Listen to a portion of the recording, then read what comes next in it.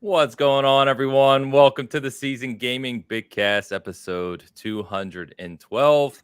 I am your host, Ainsley Bowden, joined by this fabulous panel, as always. To my right, Mr. Rodriguez. Is that a Commodore shirt, my friend? Good call, yeah. 1981 World Tour.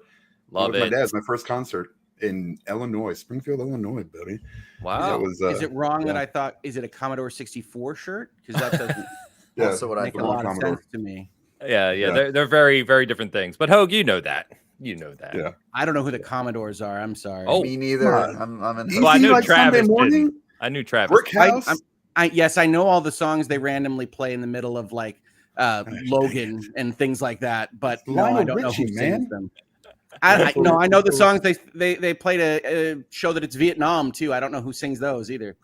Gosh, That's fair. I'm in that camp most of the time too. If you asked me who sang Easy on Sunday Morning, I wouldn't have been able to say Commodores. I just know who the Commodores are. I don't even know what Easy on Sunday Morning is. Travis, you just need to be quiet during this segment because you're okay. This is not you. Yeah. We all know Travis is in fact easy on Sunday morning. It is Sunday morning, so yeah. Right below Dan is the host of Dragons and Lawyers. I'm going to keep promoting it for you, by the way.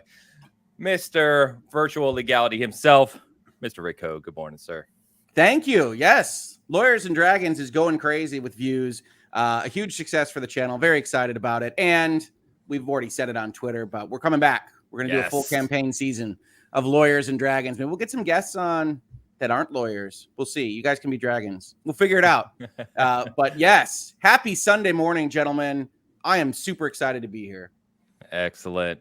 And of course, the man, the myth, the Easy on Sunday Morning fella. Hi, guy Travis himself. That's my moniker. Everybody knows Travis is Easy on Sunday Morning. There's no one more casual than Tie Guy Travis. Yeah, dude, the truth is I'm never casual or relaxed. That is actually my perfect state. Anyway, McClunky, everyone, welcome. Happy to be here. Ready to talk about games that I can't talk about. Woohoo! Well, it's going to be a good one today, and you've got to carry us anyway, Travis, because one of the big topics we're going to be talking today is the future of Destiny 2. They Bungie previewed their event upcoming for Lightfall, their next expansion, and I wanted to talk about not only Lightfall and kind of set the precedent of where that's going to be, or set the tone of what that's going to be for people who may not know, but also where Destiny's going into next year and what people can expect. So we like to revisit it once in a while because, as we've discussed, new players getting into Destiny is a challenge. So you can help. Worst onboarding in games. Yes. Yeah, nightmare. So we can help with that. And I want to ask you some questions about other things relating to Bungie 2, which you may have more insight into. We also got a lot of game releases we can finally talk about today. So we got a Dusk Falls, we got Hot Wheels expansion, we have Stray, we have Live Alive, Live Alive. We're going to figure that out as well. Alive is how the Nintendo Direct pronounces it. I went and looked before this episode. Live Alive. There. Okay. All right. I'm dedicated to the Live Alive pronunciation. Hey, man, if you want to go against Nintendo, that's cool. Nintendo didn't make it. They're going to copyright strike you. Yeah.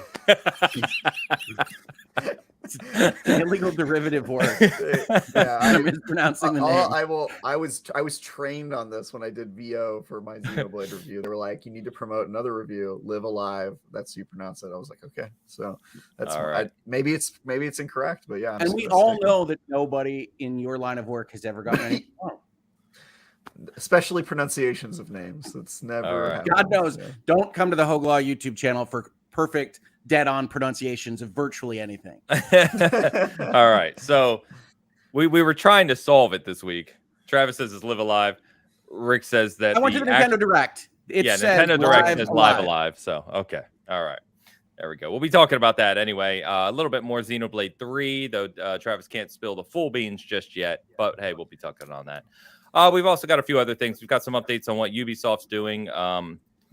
They're not doing. Yeah, we think, along with a couple other things as well. So we'll get to those. But first, I want to just comment real quick that we're actually closing in on 100 reviews on Spotify. for Bitcast. I noticed that the other day. So if you do enjoy this, you are an audio listener, you check us out on Spotify and you haven't given us a review yet, it takes like 30 seconds. We would super appreciate it if you do that. Really helps us out on the audio side. So thank you very much. And with that, let's jump over to what we are currently playing. So, boys, I don't know what game we want to start with here. I can start with this Dusk Falls. I don't know if any of you have played it yet. I played chapter 1. Okay. So we could talk about it as Dusk Falls because I've seen a lot of super positive things about what it is and how it plays and whatnot. I did not think those were apparent from chapter 1. And so at that conclusion of that, we have a lot of games, as you say. Yep. I have to say it didn't drive me back. I haven't been back to chapter 2. What's driving me back more than the game itself is seeing my timeline say, oh, the game gets really good. It's better in chapter 3. People really like chapter 3. That kind of thing. So it's like, I'll probably find my way back there. I thought it started out pretty inert in chapter 1. So I mean, talk to us about your experience. Yeah, chapter 1's a little flat. So for those who aren't aware, it's 6 chapters divided up into 2 books. So there's 3 chapters in book 1, 3 chapters in book 2. And funny enough, when you beat book 1, the end of chapter 3, it gives you full credits for the game. You're not done. I don't know why it does that, but then it goes to book 2 and you have another 3 chapters. It's Hideo Kojima. You gotta get yeah, that's what I was going to say. Much. Like, I know why they do it because Oscar bait is the reason. Yeah. It does. I would say it does get a little better. As I responded to on Twitter, I did see that some reviewers and others. I gave it an 8, by the way. Nice. I see that some reviewers were higher, right? Some gave it 7, some gave it 9s. I think IGN gave it a 9. Funny enough, Travis. Some are crazy. Really? Like I don't mean this badly because I haven't seen it all, but some are like one of the best narratives in gaming history, that kind of thing. And it's like, okay. No, I wouldn't put it that high. I do enjoy it. It does get better from chapter 1. Chapter 1 is a lot of setup of kind of characters. So there are very indie film. It's very. That's actually what the whole movie film is. Festival. That's actually what the whole movie is. Yeah, it sets up characters. There are some big decision points. There are some serious things that happen. And as I say in my review, one of the things I really liked about it is the decisions you can make do make a meaningful difference. I've played through it fully twice. The one main character, Jay, who is like the youngest brother of this local family, there's 2 main characters really, Jay and Vince for the most part. His story ended in 2 drastically different ways for me. I mean, like they couldn't be further apart from the way they ended, which is cool. That's cool. And when I finished the second time, that was only 2 of 5 possible endings for Jay specifically. And it has separate endings for a lot of the characters. So, I recommend it. I liked it. I gave it an 8. I thought it was a really good game. I'm not as high as others, to your point, Rick, of people saying like this narrative is incredible and amazing. Well, my point is limited by my experience. I'm not coming out. If you love it, I've played chapter 1. It just tonally is indie film is the best way I can describe it. Yeah. It's very chill, and it wants to be Breaking Bad, and it's not Breaking Bad. So it's like, okay, I'll be back sometime, but I've got to play Live Alive. Yeah, it's decent. I would definitely check it out. And I enjoyed my time with it. It was intriguing. It did, once I got kind of into it and the characters built up and you're making kind of more meaningful decisions, it did push me to keep playing, which is cool. Can I say something absolutely superficial that shouldn't matter at all to the actual game, but that bugs me because I'm an idiot? Of course. Great. Fantastic. The voice actor for that main character is the Deus Ex voice actor. I can't not see freaking JD Denton or whatever the name of the newest Deus Ex guy is. I think JD Adam something. Yeah. He's totally, it's so Deus Ex. Is it the guy with the beard in the game, Vince? Yes. Yeah. Okay, it's Vince. Yeah, okay. Yeah, I didn't know that. Oh my good. Oh well, maybe I played more Deus Ex than you, Ains. Probably because it's like that voice is so like there's something wrong with your throat, kind of, and it's good. Like it's compelling as a voice. Yeah, it's a voice actor. Adam but Jensen. Like, that was the Adam guy's Jensen. It's Thank so you, it's so him. This is a problem of mine personally, right? Because when I'm watching an episode of The Expanse and that guy shows up, I'm like, that's Deus Ex guy. I can't. What are we doing? I don't mean to put you in a bucket, guy. You're great. But you are in that bucket. They should have gotten Troy Baker. Am I right? No. I should have died. Instead, they turned me into a robot. No, I'm super cool, and I'm so pissed off about it. But it's that gravel, right? Like it's that. Yeah. Yeah. So even when he's talking high, it still has that gravel. It's like the weirdest voice, and I understand why he's a successful voice actor because you want to have like something to hang your hat on. But right. yeah, Sounds like he's got rocks in his throat. Just little grinding something. them Little together. something. Yeah, Anyway, little something. that's neither here nor there. That's Rick Hoeg's Neuroses Corner. Thank you very much for attending. All I would right. watch So that show. I think it's called Hogwart, actually. As my daughter is taken to saying, sick burn. Sick burn. Sick That is burn. a 13-year-old thing to say for sure. That's beautiful.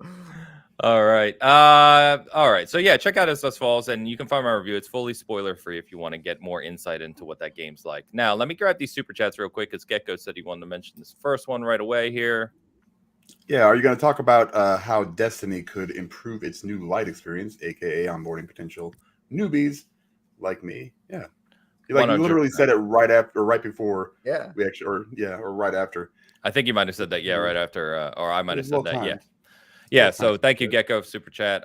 Yeah, absolutely. We'll talk about that and you know what exactly. Those are the types of things we're going to discuss on Destiny. and as I do every single time I talk about Destiny or write a review for it, I will destroy it for its terrible onboarding experience. So. And he followed up with another 2 euro super chat. Excuse me. Yeah. All right. Thanks. Live alive. Love. Yeah, it's live, alive, love, laugh, laugh. He's trying to get us. You could start pronouncing laugh like cough. I suppose you could do some weird stuff if you want. Yeah, Off a laugh. The problem, Square Enix, when your names don't make any sense, no matter what pronunciation you use. Live alive, lava love, laugh a laugh. Lava love, lava love, lava love. That's what Bowser does. Wow. Wow. All right.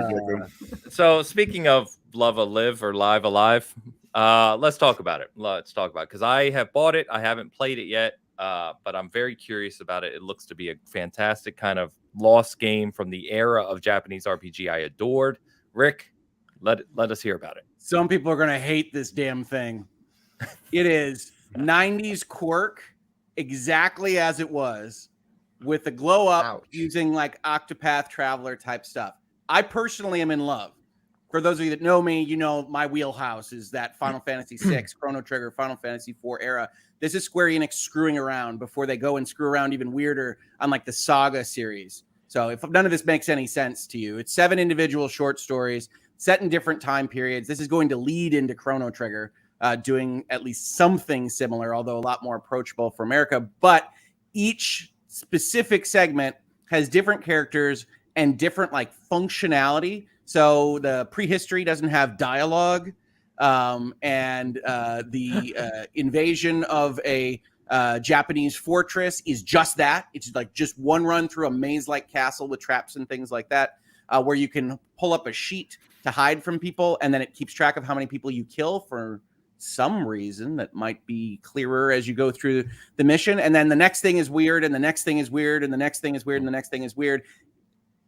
And then I've only played a couple campaigns. There appears to be maybe a connective tissue. Maybe. We'll see.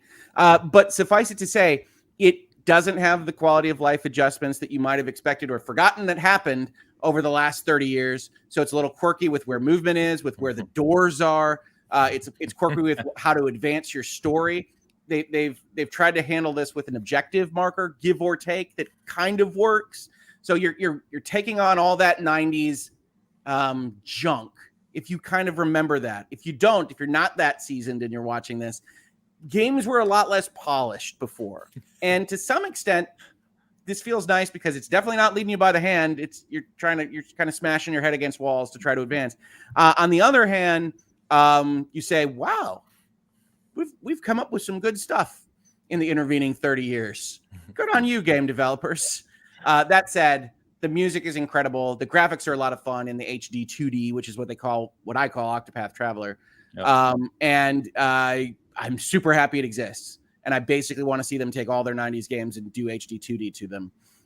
But it's an acquired taste. It happens to be my taste. Something like a 9 or a 10 to me. But that's also while keeping track of like, oh, somebody's going to hate that. Oh, hate that as we go through. which is the nicest I can say. My tilt is very strong towards 90s Square Enix. So it's probably a 6 or 7 to somebody that's not Hoeg. Yeah, I assume back then this would have been a Square Soft game, right? Yep, it's pre-merger. Yeah, because that's what Gecko was. This originally a Square and Enix game. I would have said it was Square Soft, like all the classics that we love of that era. It's interesting, man. I'm gonna go grab my copy today, and I'm interested. I don't think you'll regret it. So it's got these mini campaigns. I think I saw someone say, and they take place in different time periods, right? Mm-hmm. With different characters and different. Can you play them in any order, or is it structured? No, really? your opening screen, I believe, is called like Select a Select or something. Get used to it. They have the 7 people in a circle, and they will tell you what you're doing for that campaign. Like, again, I don't want to spoil anything because they get weird, but like the caveman campaign is you're living in a tribe, and you're going to have to search out something, and your special power is that you can smell things. Okay, sure. It is high level, full on 90s Square weird. Yeah. Okay. I'm all in. Katie Cotton says in the chat, am I going to be kicked out of the chat if I hate all cinematics that try to advance the story? I don't know, Katie, if you're referring to this game or you're referring to just a general statement. Let me know. I don't know. Yeah, please do clarify, because the Live Alive cinematics remind me a little bit of like the Pac-Man interstitial screens. Oh, right. Do you remember these? Yes, of course. When like the Pac-Man will get chased to the left by the ghosts, and then he'll come back larger and chase him back to the right. The game has a vibe of antics that you might not be expecting. This is not somber, melancholy, overly dramatic Final Fantasy VI. All things end here, Kafka. No, this is a caveman who gets meat for his potential girlfriend, and then hovers in midair when she kisses him on the cheek. And then gain strength to try to fight against another tribe, kind of thing. All adds up. It all adds up. She said in general, though. That was her response. Okay, so that's an interesting story. Yeah, that's an interesting question. I guess you could debate on. I'm the wrong guy to debate this. I like Hideo Kojima games. Is it interesting? I mean, you know where I stand. Yeah, I would argue why would you ever make a cinematic if it didn't advance the story? Isn't that the purpose of a cinematic? Well, it depends. Are you making Devil May Cry? Because I think the purpose there is to just see if you can get like cigarettes in people's mouths in midair, that kind of thing. Action sequences, the Uncharted of the world. I feel like that's the stuff you're supposed to get done in the gameplay, is the cool stuff, and then the cinematics are for story advance. I could see that as well. Yeah. Stuff that can't be good at game, that you wouldn't be a good experience for gameplay. From a gameplay perspective, I see what you're saying. Yeah, I don't know. And no, you're not going to get kicked out of the chat. Welcome, of course. We don't kick people out. No, we don't kick anyone out. Bad homonym. No, I mean even Travis's side company, Naked HD, shows up and they hang out sometimes too. That's right. Yeah. So we're blowing up, by the way. No business model. It's amazing. I see him every morning, Travis. I assume that's you dropping in. You're welcome, man. I just got to get in there. He's there to help you. That's right. All right. So Dan, you played Stray, finished it. You said it was 3 to 4 hours long. I mean, yeah, maybe. I probably could have done it faster if I didn't, grab some. Can I guess how you felt about it? God, I think I played it 3 or 4 hours. Pretty easy one, I think. Yeah, I'm pretty sure last week I said I hate cats. Yeah. Can I ask your thought process from the person that says I hate cats? Putting that in the old system. like why? It's on the. It was free. I paid for it. Oh right, you bought all those PlayStation Plus premiums. You're like the big PlayStation Plus fan. No. Yeah. So I played Returnal and Demon Souls. I lasted probably 10 to 15 minutes. Returnal really is kind of interesting to me because I really want to get deeper into it. I'll co-op it with you. The problem is I don't understand it. Like I don't understand the mechanics. Everything. I'm just like, what do I get to keep? No, I don't. Guess I don't. I was wrong about that. It was one of those things. We can help you with the mechanics. Yeah, I can co-op it with you. I actually helped Bert beat it in co-op because he couldn't beat it. Oh, I'll solo her. I can't do Jack in Elden Ring, but I can beat bosses with my first starting pistol in Returnal. I played it so much. There you go. No, but I mean, it was fun, and it was enjoyable, and I was having a good time. And then it got to the point where it just got kind of like I don't know what's going on. It's not like from a story perspective. I can't even imagine if that's going to be easier or not. But it was enjoyable from what I played. I'd like to get back to it. But the only reason I got the PS Plus because I already had it. Basically, that's the only reason I got the upgrade. So Stray came with it. I was like, I'll try it out. It's a cat game. It's I feel like it's a novelty. It's kind of like one of those things where it's like, hey, this is a cat game. And everybody's like, oh, hey, look, this is like Game of the Year material. It's really not. It's an okay story. It's all right, but it's not like there's like two mechanics. It's like press X to jump and press triangle to knock stuff over. And that's basically it. Sometimes you scratch rugs. And scratch rugs. That's nice with the haptics. I don't even know why they put that in there aside from maybe a trophy. Because cats do it. ASMR maybe because like the haptics on the, like if you're like really stressed out, you can just do this and like you get the resistance every time you scratch on the thing, and that's kind of cool. But short of that, it's like it's a cat game. I'm not sure how the cat actually understands anything that's going on or being said, but it's a game, so I guess I can suspend my disbelief. It was boring. Is basically what I'm saying. I said I get why people like this because it's like different and like not the normal kind of non-conformist game indie thing Annapurna puts out all the damn time, and and it's not like it's bad. It's just it's there. Stray. So I heard what it's going for is a kind of future dystopian with a lot of environmental storytelling. Is any of that true? I haven't played it, so I don't know. I guess. I mean, it's I don't know what environmental storytelling is. I mean, is it like it's just it looks old. It's so. I could be more positive on Stray if we need a competing voice on this. I'm not a cat guy, really, but Stray's okay. Not even a cat thing. It's the definition of like a game that exists just because. So Dan, have you played a game like, let's say, like Edith Finch? Have you played Edith Finch? Do you like that one? I did enjoy that one. So like that's just walking forward and experiencing things for the most part, right? I put Stray in that bucket. And I think Stray in the animation with the cats captures a cat probably better than we have in games before. And it tells that kind of straightforward story of like an Edith Finch or I don't know, the one where the guy's missing and you're walking through train tracks for like 4 hours. Firewatch. That's a different one. Where you're you're not far off though. Vanishing of Ethan Carter is what I was thinking of. Thank you. Yeah, you're not far off with Firewatch. I mean, Firewatch. Except for you're the character that disappears in that one. Which Firewatch, the most anticlimactic plot line in the history of video games. Enjoy. Still a good game though. That's true. I don't know. See, it's a narrative game. See, we're going to go off on a tangent. Firewatch is a narrative game that has no narrative. So I have an issue with Firewatch. We could take it offline. But Stray, to me, does what it says on the tin, accomplishes the goals that it sets out for itself, and does tell stories with environment and slightly with dialogue. So I don't know, Dan. I feel like if you get your head in the right bucket for this game, it's a good example of what this is, which is a walking simulator with light environmental challenges. Can I ask a question? Yeah. What's a 10? It's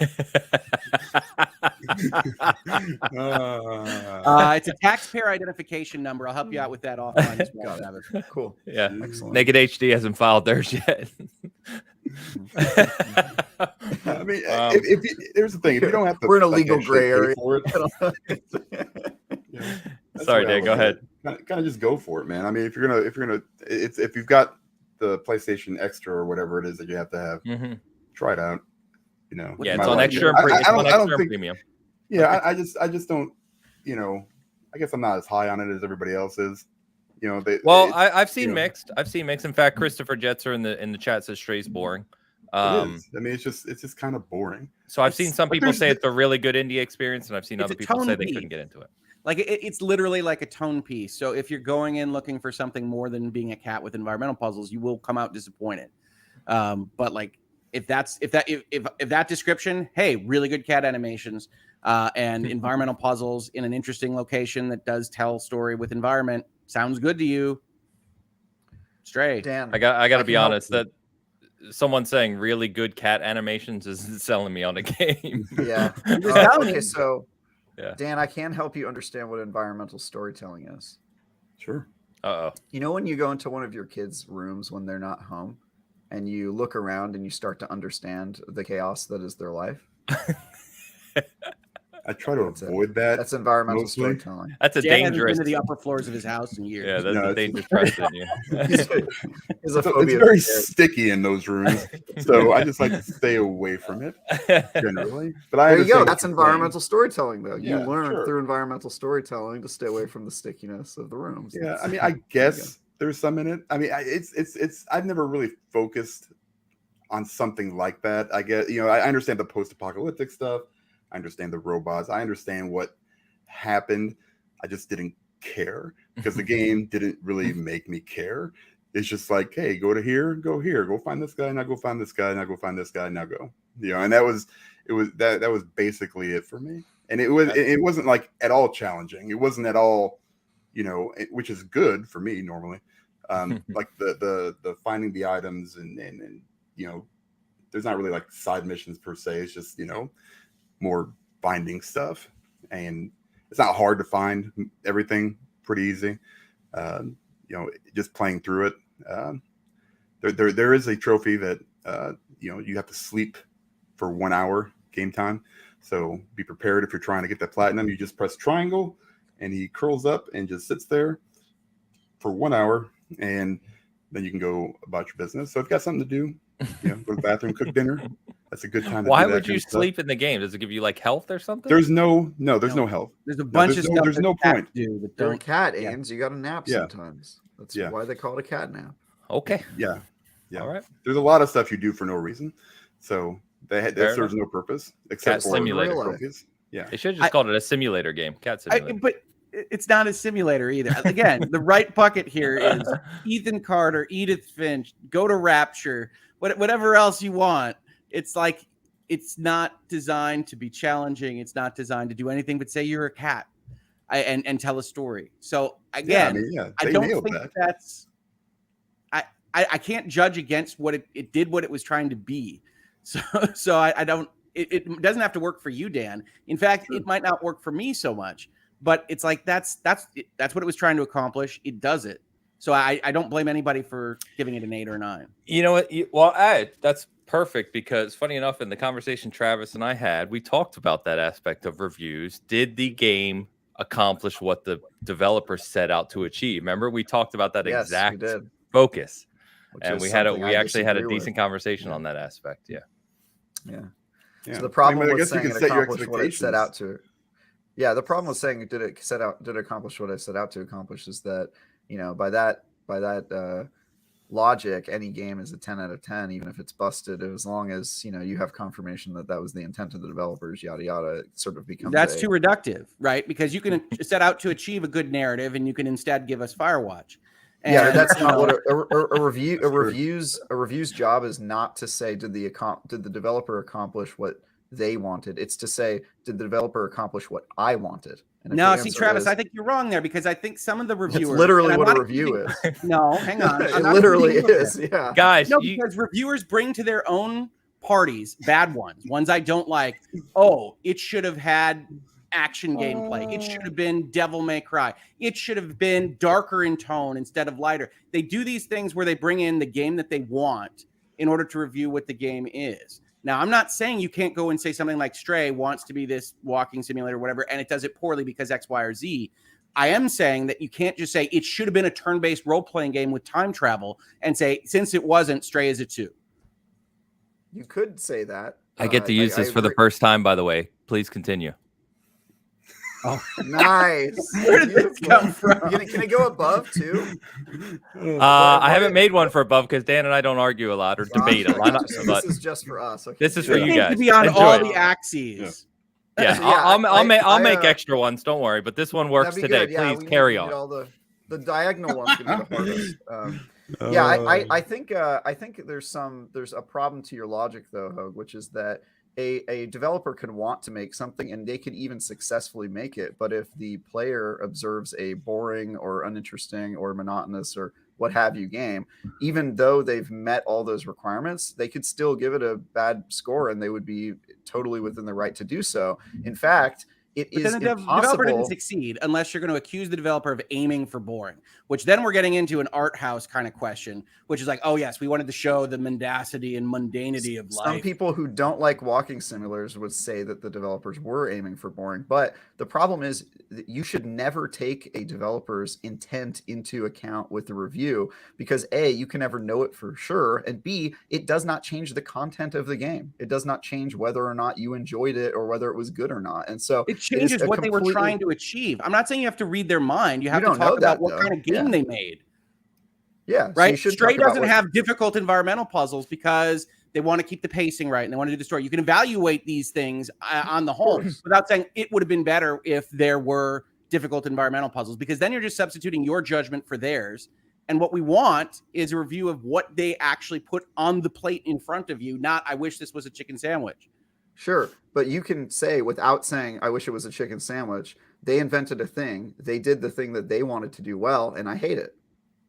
Yeah, of course you can. But that review is going to get a higher score than just, hey, they failed at all efforts of what it is they were trying to achieve. It should. If you just don't like turn-based role-playing games, and they, for whatever reason, put you in a review of a turn-based role-playing game, you should not knock the shit out of it because you personally don't like turn-based role-playing games. You should try to come to where the people that otherwise like turn-based role-playing games live and see if that developer did it well. So now I think I agree with both your points in a way. I think I'm in the middle here, but now you're transitioning to another topic we had, which is, should the person reviewing the game have some experience, knowledge, passion for the genre or type of game it is? Well, it can only be ever subjective, right? I'm not arguing that. I'm not arguing that we have to go and say this is objectively the platonic ideal of a JRPG or an action game or a sports game or what have you. But within that subjectivity, you have to allow the developers to tell you what they were making and not say, I wish this were an action game, right? Like that has to be a part of it. You do not have to. Well, then you're not serving a useful purpose. I don't mean, you don't have to do anything I tell you to do, Travis. No, look, in fact, it is a completely pointless exercise to even try to imagine to say that you think you know what they were going for or whatever, and just simply tell them whether or not you liked it or not. That is the sole purpose of review. Everything else, if you even put that in your review, would be a complete waste of your time and not what you were supposed to be writing about. And so, Travis, you don't even believe what you just said, because the sole purpose of review is not to say whether you liked it or not. It's to analyze why you didn't or didn't like it, which comes to whether or not they were successful in their design of the game. You're a good reviewer, so I know you're just being like pedantic with me right now, but that analysis is the point of reading the thing. I don't care whether you like it or don't like it, Travis. I care why, because you're a good writer and I care about how you arrived at your decision. And obviously that is included in the review, is the analysis of why you didn't like it. You have to have an explanation, but when it comes down to it, it's just about whether you liked it or not, right? And so if it's a personal opinion and you don't like turn-based combat, then you should probably put that in your review. And if other people don't like turn-based combat and they see it from that perspective, that is useful to people who don't like turn-based combat, in the same way that a review from people who like walking simulators would probably want to see a review from somebody who likes walking simulators. If I'm selecting the person to review, I'm probably going to choose the person who tends to like that thing and knows a lot better what qualities make that good. But you can still review a game and not like the core idea of it, and then tell me, where does it stand? Were you swayed by it? Did it change your mind about the genre? There's a lot of ways that could be useful to an audience. It's just, what do you want to do if you're a publisher or an outlet? Who do you want to pick for this review, and what do you think would serve the most people? And I agree with you that typically you would want to choose somebody who knows a lot and typically likes it. You don't have to. It's not the purpose of the review. You should not be monkeying around with what their intent was or anything like that, because it doesn't change whether or not you liked the game. It's a separate discussion. Write an editorial about it, but it's not a review. Right, but I still see reviews that do that, including from your outlet, that go and substitute their judgment for their own for the developers. Well, yeah, I would need to see some examples of that, but I don't think that is a particularly good practice. I don't know why you would say, hey, my opinion is this, but my other opinions are this, so what does it matter? I mean, that's just completely pointless. You see those paragraphs that this would be better if. You should do that. Game. I mean, that's totally fine. Do that. Yeah. If you have an opinion on something that you think would have made it better, you can offer suggestions. I tend to not, like, for example, if you're playing a game and it doesn't have like save files, you have to go to static save files. You can say it would be great if they just let you save at any point in the game. That is an analysis and you offering a suggestion of something that other games do that might have made you enjoy the game better. That's a small example, but then you could extrapolate from that if there's lots of things and lots of games that you benefit from, that you go, why did this game do that? Because games do not exist in a vacuum. And you're always reviewing games against the current climate and the current technology. And one game that you're saying the graphics are bad today, if you reviewed it 20 years ago, you would say, oh, the graphics are great. And so it's impossible to review a game just based on, see no evil, hear no evil. I've never played a game before. And if this was my first game, I'm just reviewing it purely. That's not possible. People enter before they even play a game with opinions and with biases and all that stuff. And so why even try separating that from your opinion if the one thing you're being asked in the review is what is your opinion of this game? But this will be my last bit, so you can have final word if you want after this. This reminds me of the inventory discussion, right? So like you talk about save files, I can easily imagine a game that is withholding save files in order to create tension, right? Resident Evil, whatever, having these kinds of things. So if you say and you substitute, man, this game would be better if I could save everywhere, I could say, no, it wouldn't, because that's part of the design and that's what they were seeking to achieve was tension when you didn't want tension. Inventory, you want inventory management. You want reasons to have either reality or just reasons to go back to town. We've had this conversation before. The point is there is too much substitution of judgment. And I'm not accusing Dan of this. Dan isn't trying to put forth a specific review of Stray.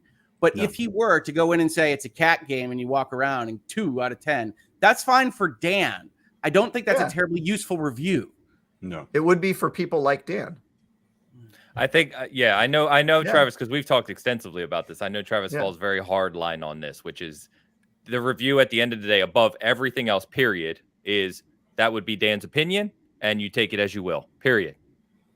Right, but the problem is when you talk about, I think you're right. That's IGN's review. When that's Seasons Gaming's review, what do we do about that?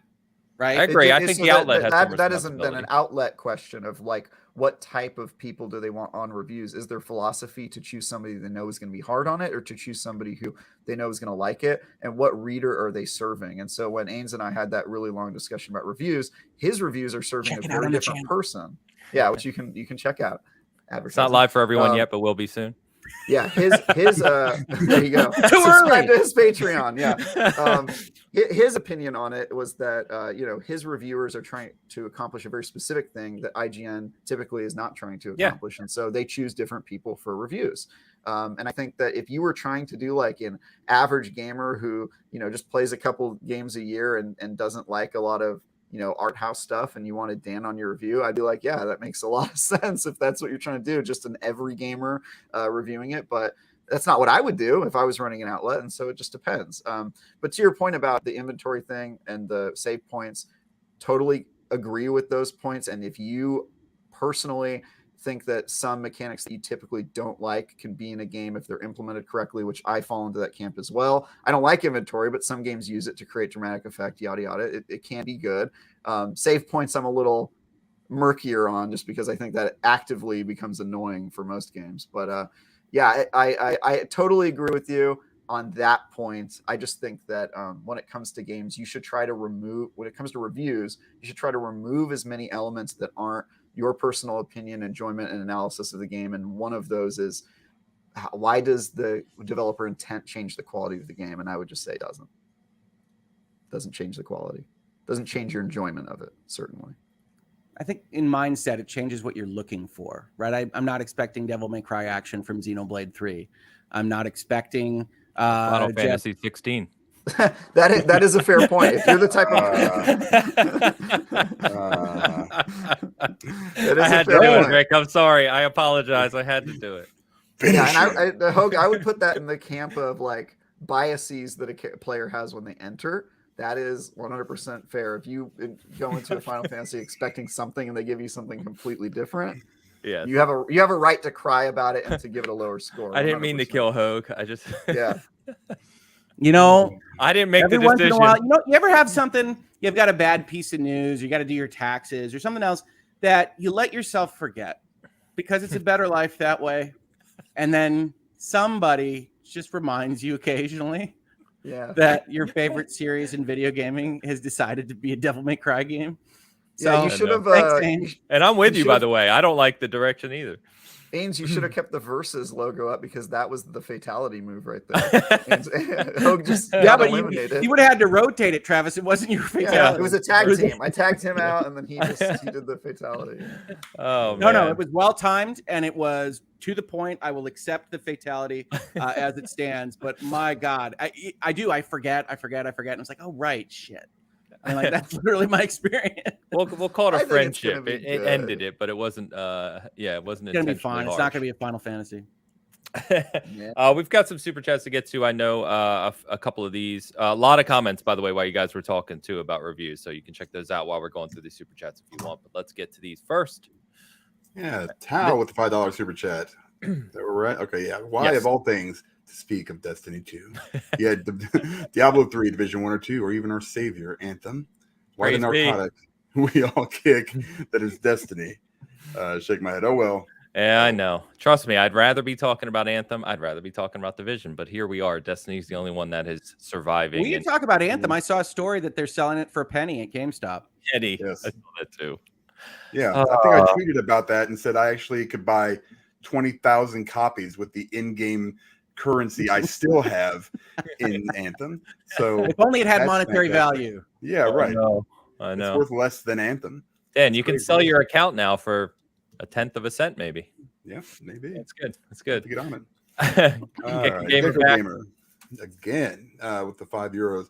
There is a reason why the death of the author exists, Hoeg and Travis. The judgment of a piece of art is in the eye of the beholder. This is where I think it gets weird, Gecko, because I'm a big death of the author guy. Like, I am entirely in favor of that. But I think before you get to discussing what the author is doing, and I think this is where Travis and I slide around a little bit, is what is this? If we're talking about a book, is this a science fiction fantasy? Is this a Harlequin romance? Is this a thriller or a drama? What overall is the thing trying to be? Not trying to guess what the author wanted in every sentence or every paragraph or every chapter, but like, am I reviewing a thriller and using it and saying there's not enough romantic sex scenes in it?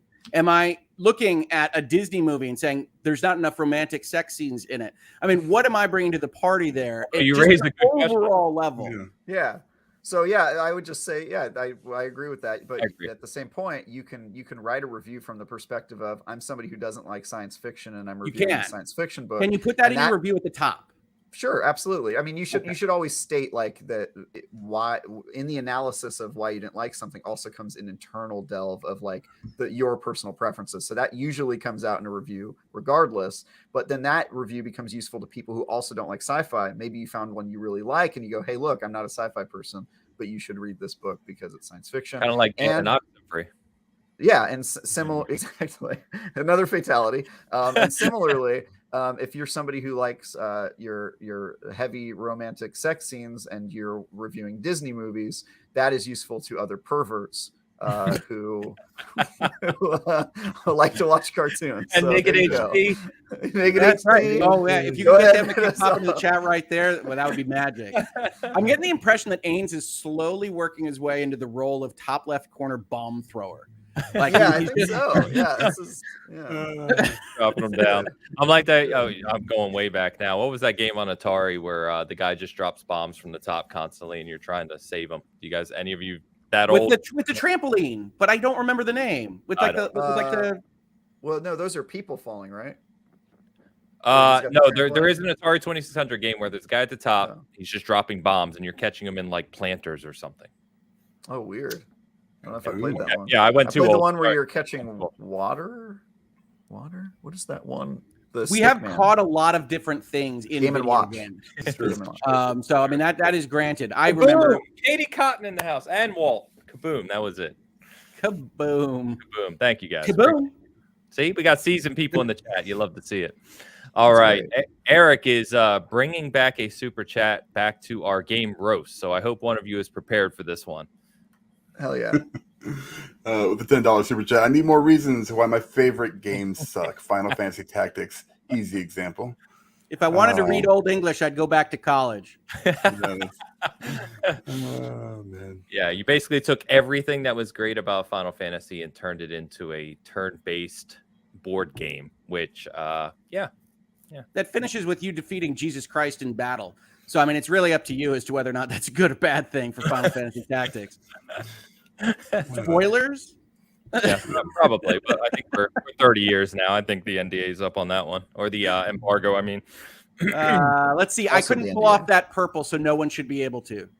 I could do more of these. Yeah, you're going Ramza is in bright purple. Okay. See, let's see. it should just be a segment. Delidia was right. Oh God. I don't know. Yeah, I'm out of my memory. It's been so long since I played that game. Yeah. I could do like 20 more of these. I got the raid was more enjoyable. Yeah. Yeah. I can criticize Evilis's internal political structure. Boom. It's just too damn long. There you go. Next. Yeah, that's fair. Thank you, Eric. Appreciate you. Gecko Gamer back again. Again, man. Simultaneously, you can't demand a piece of art, I'm assuming, to be something it isn't. Yes, you're agreeing with both of us simultaneously in your two chats. I like that, Gecko. Yeah. Yeah. Well, I mean, there's a sliding scale, right? Like, we talk about, the developer hit this thing, but like this guy did it better. Like, I think Edith Finch was better or, more well done than Edith Finch has been masterful. Yeah. So I mean, they could both do it, but maybe this guy. I mean, I would argue with the wording. You can't demand a piece to be something it isn't, but you certainly can judge it for being something that it isn't. Well, then I'll argue with your problems with the wording from my problems with your wording, which is you absolutely can demand it. Whether or not that's that's warranted is a different question. Yeah, I would say that's probably not your best use of your time. kind of like Breath of the Wild was said to be a good open world game when Witcher 3 did it 2 years earlier better. You know what I mean? Something Can I just say I really like Ains's role is just saying most. Yeah, what is up with you today? My role is to host and just drop bombs. I'm in for it. Are you in a fight with someone right now and you're taking it out on us? What's going on today? I don't know what's going on today, but I'm enjoying it. All right. Game positive with the $6.99 Canadian. Best part is reviews are so nuanced that the correct answer lies somewhere between both sides. Mm-hmm. So this battle can go on forever. Love you all. See, thanks, game positive. Travis and I are entrepreneurs, right? So when we debate each other, we try to put and posit our arguments in black and white. But obviously, there can be no answer. So we can run this for a good solid 4,000, 5,000 weeks. So, absolutely. Yep. I'm just kidding. Joke's on you. The answer is always subjective, which means we can both be right and wrong forever, and then force you guys to all continue super chatting us. Super chats. It's a super tax scheme. Yeah. The SEC is going to calm down and be like, you and Travis were engaged in some kind of thing that the regulations should cover. There you go. Appreciate you guys. Gaming Forte in the house. Good to see you, man. Yeah, man. Actually, I'm looking at 6 copies of Anthem along with 3 copies of Destiny 2 that are 1 penny. Been handing them out to people that buy systems. That's awesome. Nice. So Gaming Forte, if you're not aware, our brother over there does a bunch of shows, big part of the community. He's also a manager at GameStop, so he's giving us insight that they're all a penny. And I was going to say, Forte and I did a special episode with Lord Cognito, the Iron Lords, for Last Stand Media, where we talked about Netflix and Xbox. Very interested in that. It was very, very cool. Yes. Forte is a smart dude. He is. He's a good dude. Thank you, Forte. Yeah, by the way, the reason those games are a penny is because Destiny 2 is free, and the main campaign that the base game launched with is no longer available. So the disc is actually a useless relic of a game you can no longer play. So it actually shouldn't even be 1 penny. They're ripping you off at a penny. I think that's why he's been handing them out to people. Yeah, exactly. It is a 0-cent disc. Like you put that in your Xbox, and your Xbox will be like, I mean, I didn't need that, but okay. I don't know. I think you can open Destiny 2. You put that in your computer. You got to get your copies of that Paul McCartney joint from the credits of Destiny. That's probably what people are doing, Travis. They're probably just paying for the case. So I think what we've determined after this conversation is that Anthem at a penny is technically now worth more than Destiny. Can you still play Anthem? Yeah. Anthem is still live right now. There you go. Yeah, so you would be gaining access to more content than you would through Destiny. That is true. Correct. Anthem's better than Destiny. We finally had Travis. Wouldn't expect the servers to be on like much longer on Anthem. I would not expect EA to support Anthem very much in the future. Yeah. I'm just They glad didn't support it when it came out. I mean, like turn the lights off, pull the plug, destroy the server's lack of support. You can still play Anthem. I will tell you though, you remember it being beautiful and everything, and it still is, but you've gotten so used to these new 60 and 120 FPS or higher games on PC, right? It's still like 30, and it's rough flying around that world nowadays. You can play it on 60 on your Xbox. Anthem, sure. Yeah, they gave it the Xbox juice up. They did. Oh, then I played it before that because it certainly wasn't 60 when I played it. Yeah, it was a good game. They should have stuck with it. That's they should. We've talked about that endlessly. So, all right. Let me touch on Hot Wheels real quick. Forza Horizon 5. We're still on. What have you been playing? Oh my god, yeah, we got all over the place here. Yep. That's okay. So, Hot Wheels, if you haven't played it and you like Forza Horizon 5, it's excellent so far. I would say that it is. It's bigger than I was expecting. It has its own campaign, so you get a whole new menu. You get a whole new campaign structure with new missions and unlocking things, and it's the world itself is really big. You know, it's treated like a whole off-world shoot, and I really, really enjoy it so far. I like it better than what they did with Lego in Forza Horizon 4 so far. But that sounds the same as 3. Is it similar to 3? Pretty similar. Yeah, it's pretty. Like you go to a completely different area. Yep. Is that right? Yeah, but it's bigger than 3 by a decent amount. Okay. And it's got 3 different biomes that are all connected by this track. There's, off-road. There's I own it. I just haven't downloaded it. It's fun. It's fun. The only thing that kind of confused me at first is when you first get in there, they give you one of the Hot Wheels cars, and then you can use your C level or B level. It's B level. You can use up to B level, but because it's got a new campaign, you actually have to go through the missions and everything to use the higher end cars again, kind of like the main. Cool. So that's cool. I have to admit, I've been playing the other Hot Wheels car game, the racing game from last year that I love. Unleashed. I love way too much for what it is as a little car game. Oh yeah, it's a lot of fun. It just hits that arcade kind of boost out of corners that I like when you're just trying to goof around. But they added like a Looney Tunes campaign the other day. So nice. Yeah, Hot Wheels cars.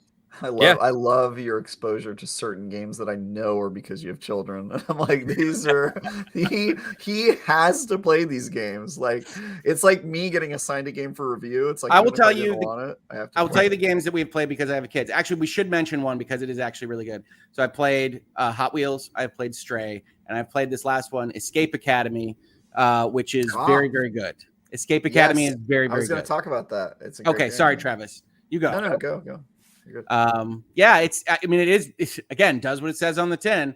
It's virtual escape rooms. So if you've ever done an escape room, and escape rooms, of course, were birthed in video games. So kind of looping back around the horn. So Escape Academy has a very light story where you go to the Hogwarts for escapists, and you go through a series of escape rooms that have some nice, delightful puzzles that aren't too tough, and that also allows for simultaneous couch co-op. So you can get that feel of going into a real escape room and running around and splitting up and yelling across the room as to what it is that you just saw and found and what the clues are. So it's a budget price title. It also has a season pass, and I believe it's on Game Pass. I think it is on Game Pass. I looked at it. Yeah, but it's really quite good. If I like escape rooms like in person, I've done a bunch of them with work and friends and stuff. Of course you have. Of course you have. Oh my god. Okay, Travis, what's wrong with that? I'm unclear as to what bias or what should I be taking from. Of course you have. Yeah, I'm sure they're fun. I've just never met anybody who's done escape rooms and not told everyone that they know about it all the time. It's just. I don't think I've ever mentioned them before. Now I don't think I do escape rooms with my family. Now have I mentioned? It's the topic. Both just mentioned it. But the topic is escape rooms. This isn't Ames telling us about his fantasy football team randomly in the middle of the Devil May Cry review. It sounds like to hear about escape rooms so often. I'm just like, I think there might be too many escape rooms in San Francisco. I think Travis has a unique localized issue. There's so many. Everybody's talking about. Oh my god. Okay, but there's a crap ton in San Francisco. Like there are. I'm pretty sure this is where the physical escape room started. But I'll be walking around. There's some lady eating a scooped bagel, and she's like, "Oh my god, I'm doing an escape room tomorrow." tomorrow with some guys from work, and I'm like, I want to kill everyone that I've ever met. Okay, so you hate your fellow city residents, which check out for your brand. I get that. Out here, we do it like once a year. Yeah. Okay. Yeah. I think there's drastically different experiences we're relating to here. But back to my question was going to be, my kids are not young and playing games with me anymore. If I just sat down by myself and wanted to enjoy this, is that possible? Yeah, definitely. It works perfectly fine. It's a solo game that allows a second person to be there. I find the puzzles to be like slightly too easy, but not like stray easy. That's for Dan. I know he's not with us right this second, but they're slightly easier than they maybe had to be, strictly speaking. But you'll say, hey, that's clever, a bunch. And it has couch co-op. Yep. Yeah, we play same screen. Okay, just great. But it's good. It's clearly the result of a smaller development team. They had a wonderful article in the Washington Post about how they were real escape room makers, and the COVID hit. And so they decided to make digital escape rooms. And I think they did a great job. They located in San Francisco? I think they were in Chicago. They relocated? Well, Chicago is a coastal city that just happens to be on the coast of Lake Michigan instead of one of the oceans. So like the escape rooms, if you look at them, it's like San Francisco, Chicago, Boston, like the nexuses of these things. And then like, I got like the one in Ann Arbor and like the one in Novi. But either way, they're fun. They're a lot of fun, and they're great for families. Yeah. We'll talk more about this, Travis. Now that you brought it up, we'll make sure it's a point every week. So. If I ever fly out to Travis, we're going to an escape room. Maybe that's my vendetta against escape rooms is they're fun for families. Well, they're fun for groups of entertainment. Is basically generally speaking, you want some hands in an escape room. Like you want some bodies. Yeah. Because I guess a lack of friends is sort of a problem. I will fly out. Next time I fly out to San Francisco, Travis, we will go to an escape room. All right. Impressive. If you can get me to an escape room, I've never been to one, so we'll see. You would like it so much. That's what everybody says. Your personality, that's the annoying part. It's like I agree. Your personality would like it so much. This attitude you have towards them seems completely counter to.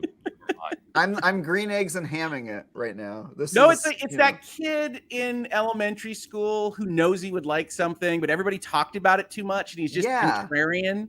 Yeah. It's like I'm not in the club right now, and so it's annoying to hear about it all the time. That's the problem. Gecko, by the way, pulled out your quote, Rick. You want some bodies.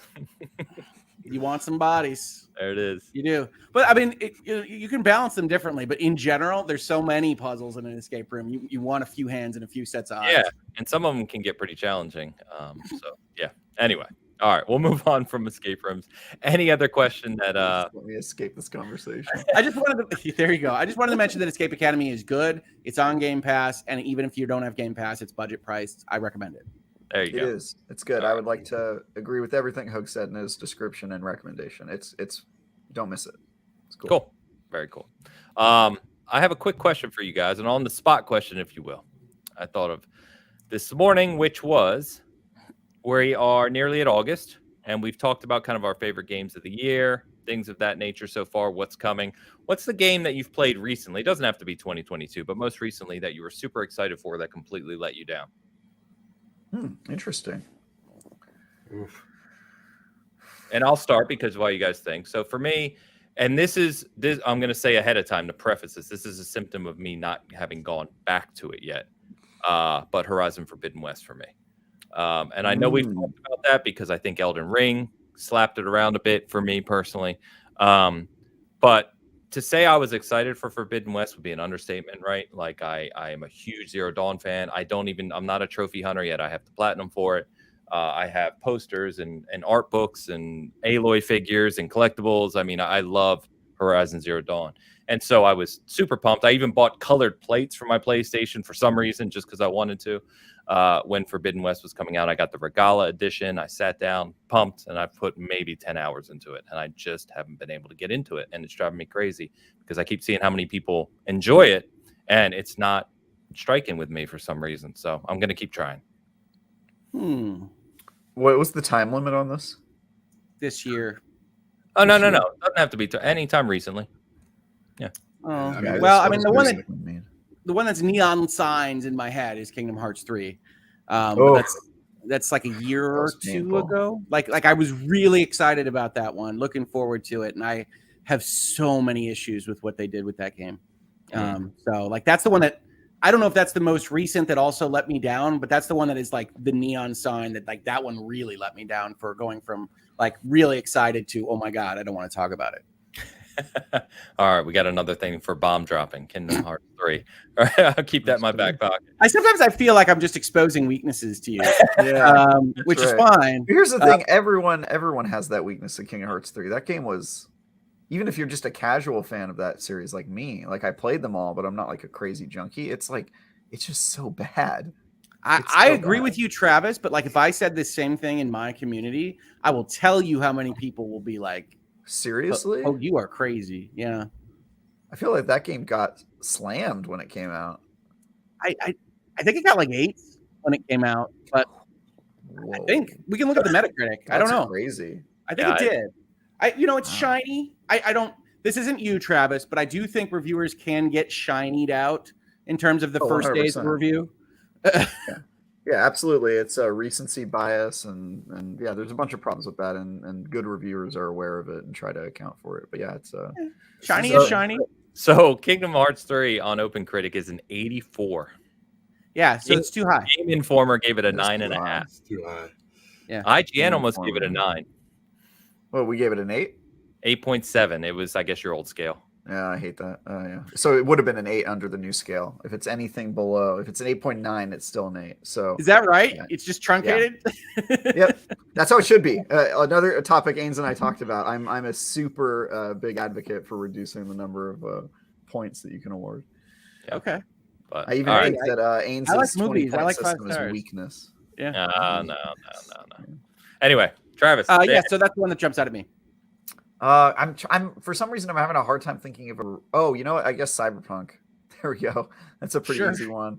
Yeah, Cyberpunk 2077. I mean, I know that's not the most original answer, but damn, but it's true. Ultimate hype for that. And for some reason, even though I own a very good PC, I decided to get it on the Xbox Series X, and at the time it was barely running on that console, and it just was buggy, and the story wasn't clicking with me. Maybe it was all the other problems around it that made the story not really hit at the time. But all my like my friends and people I know in the industry were reviewing it on PC, and all gave it really high scores, like you, Ains, and like Tom Marks at IGN gave it a 9, and I was just like stoked. And then when it came out, and I guess I just chose the wrong platform at the time, and really was just underwhelmed. So there's that one.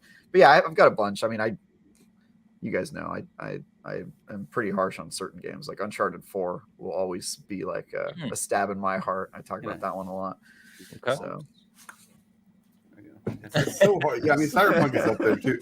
Like almost of all time, it's going to be Anthem for me, because that one was. I mean, it's all. I know we come back to it, and it's kind of a meme at this point, but it's true. I mean, I was so super hyped for that game, and it just completely let you down.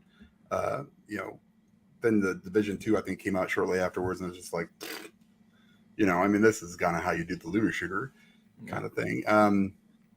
Like more recently, I mean, I kind of agree with you, Ain. This sounds stupid, but Horizon, as much as I enjoyed it and I loved it, there was still there was so many parts of it where I'm just like, God, I wish this was different. There were so many parts where I was like, the story, I'm just like, why? And I keep asking myself, I put 300, 400 hours into the game, but I was still, you and I can use our time very differently is what I've discovered. Right. That's crazy. I think dude. Horizon being a game that you would say you were disappointed in is absolutely, my mind is blown. 400 hours and the platinum, and you've played it 3 times. Yes. I mean, it's still, there's still a lot of parts in that game where I'm just like, this is really unnecessary. He's like that guy perspective. Yeah, I get it. Like that guy with an extra large serving of like French fries, and he's stuffing them in his mouth and going, God, these fries suck. As he just continues to I will stand up for Forbidden West, because I think it's a vast improvement over Zero Dawn, and I really thoroughly enjoy it. However, I do not have the 400-hour experience. So That could be Casual. It's possible it sours really on you in hour 390. This is true. I mean, I've had more games that have surprised me than I guess really disappointed me. But I also have a very small circle of games that I actually play. So I respect your focus because I can't maintain that as well as you do. Either. So I think that's I used to be, I'm buying everything. I still have 2,000 games on Xbox, probably close to 1,000 on PlayStation platform, all digital, and I'm never going to play some of them, but they're the ones that I do. I just kind of end up falling into. Horizon. You play them. Yeah. That's right. Like I played Ghost of Tsushima probably 6 times all the way through. Wow. I respect it. I think that's crazy. I think the game that's going to wind up with the most played hours for me this year is going to be Elder. Yes, Scrolls Elden Online. Ring. Elden Ring. I heard it. I heard it. It's subconscious. It's so very funny because my daughters are like, "Are you playing? What do they say? Are you playing Elden Scrolls?" And I'm like, "That sounds intriguing, but no, that's not a game." And she's like, "Well, that's not my fault." They don't call Elden it ESO. No, I tend to call it Elder Scrolls. Really? Okay. Yeah. There you go. Interesting. When I'm saying what I'm going to play because they know, oh, are you going to play that card game again? I said, we might adventure a little bit, but then yes, we're going to play some cards. Ugh. G-Man, of course, says I played Destiny 2 for 2,000 hours, and it constantly disappoints me, which Travis Correct. has echoed many Although times. agreed, 100%. Although I will say, like, any game, even a game that you love, could hurt you if you overplay it, which is why my goal is to only play a game as long as I'm still enjoying it. And the second it starts to at all, I leave. My goal is to not hate games, right? And I do that with Destiny too, quite deftly, because it's a game I'm forced to play a lot. And people will be like, Travis, how come you didn't grind to get this title or get the end game or you get the perfect armor? And I'm like, because I want to enjoy Destiny is the reason. How do you manage that, Travis, with reviews and deadlines? Does that ever become a problem?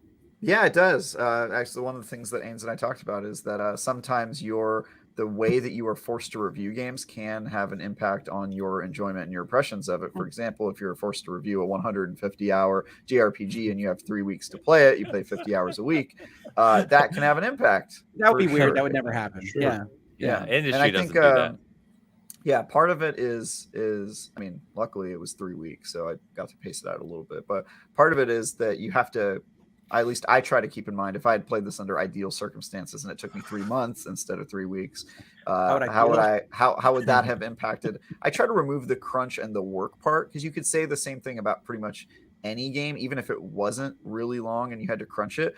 It still feels like work because you have to be taking notes, and then at the end, you're gonna have to write about it. So there's like a work heft to it that is different than just a casual player. But yeah, I try my best to just not let that color my view, because Xenoblade's a great example of that, where I just kind of removed that from my brain and was just like, look, if I got to play this ideally, would have been 3 months. 3 months would have been absolutely, because Xenoblade 1 and 2, when I played those and wasn't reviewing them, because I reviewed the remaster of Xenoblade 1, and that one I had to beat in a week, which made me want to die. But that is not the game I would want a week on for an assignment. Oh no, that one was like and also it's me, just so you know, like, it's not IGN going, you need this done in a week. It's me going, I need this done in a week, because I don't want this review to drag on. Reviews drag on, and then you can't review other games, you can't play other games. It just is annoying to me. But yeah, that is a super interesting question that I think some people are better at separating than others, because you could tell in certain reviews, you're like, this person OD'd on this game. This person hates this thing and is trying. Yeah, this person hates this game because they're forced to play it. Yeah, that sucks. Yep. I did that with Deathloop. I got the review code on Deathloop on Friday afternoon, and the embargo was Monday morning. And we got it late. We're a smaller outlet. Sometimes it happens for smaller outlets. And I was like, you know what? I want to hit embargo. And I played 31 hours that weekend of Deathloop. Again, I'm thinking of games I wouldn't want to be under crunch, and Deathloop is one of them as well. Oh my god! Yeah, that weekend, man, I was dragging. I think I literally finished the review at like 3:30 a.m. on Monday, and then woke up at 6 or whatever to get get everything out for embargo. It's crazy. Luckily, I get paid the big bucks. So I was gonna say, I hope you found the clicks you were looking for. I don't know. Anyway, all right. Let's we're kind of partially segueing there. Why don't we go ahead and jump over to Destiny 2? So Destiny, They announced this week, or Bungie announced a couple days ago, that they're going to have an event on August 23rd, which is going to present what's next for Destiny, which includes Lightfall is the next expansion, along with the future of that. So I know that obviously goes without saying, Travis is by far the closest to this on this panel, but I figured it would be there. You know, the Destiny community is a big community, and there's a lot of people that are kind of curious about this and wanting to, in general, not only kind of maybe go back to Destiny. There's some people checking it out for the first time, but every time they do have a big expansion launch, like the Witch Queen, for example, there's a bunch of people that go back or say, hey, maybe now's the time. I'd like to come check this out. So I figured what we could do, Travis, is you could kind of educate us or educate the listeners who don't know what Lightfall is kind of set up to be. I believe, correct me if I'm wrong, is it still planned to come out this year? Next year.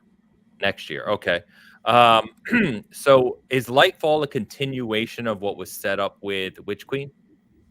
Technically it is, but I would describe it not so much as a direct sequel. At the end of Witch Queen, you find out that you get a cutscene that happens after the credits that sets up Lightfall and the villain that you're facing. But in a lot of ways, this is actually a sequel to all 7 years of Destiny so far, because it is a direct it is the culmination of all those events, basically. So the darkness, which they've been fighting in Destiny since the beginning, is basically managed by this guy, the Witness, and the Witness is going to be the villain in Lightfall. And so what Lightfall sets up is it sets up the beginning of the end. Basically, think of Lightfall as Avengers, Infinity Wars, right? I was gonna go with Stranger Things 4, but I just want to be a little bit more topical. Sure, yeah. I'll do. I think probably more people have seen Avengers. This is Infinity Wars, right? And then the year after that, 2024, probably 2025 with delays. Let's be honest. Let's be honest. Yeah, that one is called The Final Shape. And that is the final year of the Light and Darkness saga that Destiny has been doing for this 10-year run. And so that is supposed to conclude the story of Destiny in some way.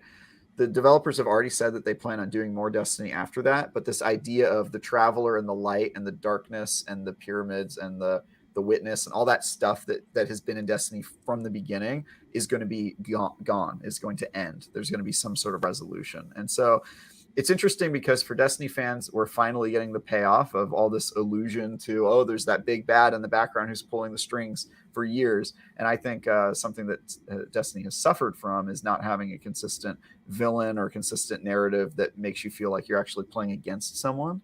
I still say it's the Traveler. Oh, you still think it's the Traveler? Yeah, I don't think so. But I understand your skepticism. I think it was at one point. Yeah, it definitely was at one point. Yeah, I think that got scrapped, and then new minds took over and kind of made decisions. But it's very interesting because for players who've been playing for a long time, it is a culmination, and for new players, the hope is that you'll be joining, at the most epic and consequential point in the journey, and get to sort of just be along for the ride. That said, if the past 7 years are any indication, that experience will be horrifying for you. Awful. and terrible, and they will not have really thought of you at all, unfortunately, because it's like they don't want new players. I have an interesting anecdote on this one, which is I have a friend, actually it's my other gamer lawyer friend, Hoeg, who recently got into Destiny. Yeah, he recently got into Destiny 2 via peer pressure from his friends, and he is the most meticulous person I know. He's like the power gamer who and the rules lawyer whenever we play tabletop RPGs together. He's just like, oh, if we do this, then we can min-max and like get the ample, amount of stat point boosts out of our, he's just super annoying to be with. Lawyers, ladies and gentlemen. Yeah, lawyers are annoying sometimes. So catch season 1 of Lawyers and Dragons coming soon. Yeah, because I'm the game master in my sessions, I appreciate that type of guy because I can just like hand things off to him and be like, hey, can you keep track of initiative? And he'll be like, okay, and he'll create like a table for it when we do combat, so that's always fun. But he is a very interesting person to be playing Destiny for the first time, because he hates so much about the new player experience, and it's so funny. He's like, it's so confusing, it's so convoluted. This is the type of guy where if he runs into a problem, rather than just going, I don't get this, I'm going to log off like a Dan would, he goes, I'm going to create spreadsheets to track this. And I'm going to create like a plot thing and all these grids to sort of map out how this works. And he sent me some of these, and it's just hysterical, because as a longtime player, he's uncovering things that I never would have even thought of being a problem. It's like, you need legendary shards for things. And if you've played Destiny at all, you've just got thousands and thousands of legendary shards. But if you're a new player, it's like gold to you. It's like mining for diamonds, but it's a currency that the game throws away so casually, and if you don't have it, it becomes like a huge hindrance to actually doing anything. And so it's so funny to see him. He's also a free player, which is even worse than being a new player. Looks like in Destiny. Yeah, just knowing the experience of a free player, it's basically like you get to play the first mission of everything because it's serving them up to you as like ads, but it doesn't tell you it'll like try to sell you the season pass by making you play the first season pass mission. And then afterward, it'll be like, you can buy the season pass to keep playing it. And he'll be like, oh wait, so then that's different from the Witch Queen thing. It also was trying to sell me because it made me play the first mission of that and then told me that I could buy something. And so the entire ecosystem is insane. And so if you are thinking about getting into Destiny, do not do it. Don't do it. It's a bad idea. It will not make your life better. Just don't play it. It is for people like me who either have to recover or have to cover it for work or hate themselves. Recover. I know that was a Freudian slip if I ever heard one. Oh god, but yeah, gets you in recovery. Destiny's a great game. But as I say on my show on Thursdays all the time, it is one of the best and 10 of the worst games I've ever played. If you're not in it, just my recommendation would be to not get into it and save yourself before. So Eric says this. Let me know what you think. He says there comes a point where long-running games as a service need to decide if they should spend money on new players or spend money on loyal, long-time fans. Warframe and Destiny made the right choice, in my opinion. Alluding to that they've spent the focus on long-term fans. I think that is a false dilemma. I think you can absolutely make a game that appeals to longtime fans and welcomes newcomers, and there are plenty of examples of games that do that. Destiny and Warframe are not examples of games that do it, and so I was going to welcome people to Elder Scrolls. Is what I was going to do. You can just Elder Scrolls does a much better job of welcoming. You just run right in. They changed their entire entry point and their onboarding, and you just fly right in. Come hang out with me. We'll play cards. There's lots I need to re-download it. I forgot, by the way. Yeah, I would just say I understand what you're talking about. If you're a longtime fan of Destiny, you probably feel right now like they're appealing to you, and that's great. I would ask you to expect more from your games and expect that they could appeal to you and also welcome new players, and maybe not apologize on behalf of the developers who have been able to figure out problems. The weirdest part about that to me, Travis, right, is that in general, I think multiplayer online groups understand this. You need the lifeblood. If you get too insular, that's only ever going to drop people off because of reasons that might be separate from the game, life reasons, right? Like you're only going to drop people off if you're not bringing in that pipeline.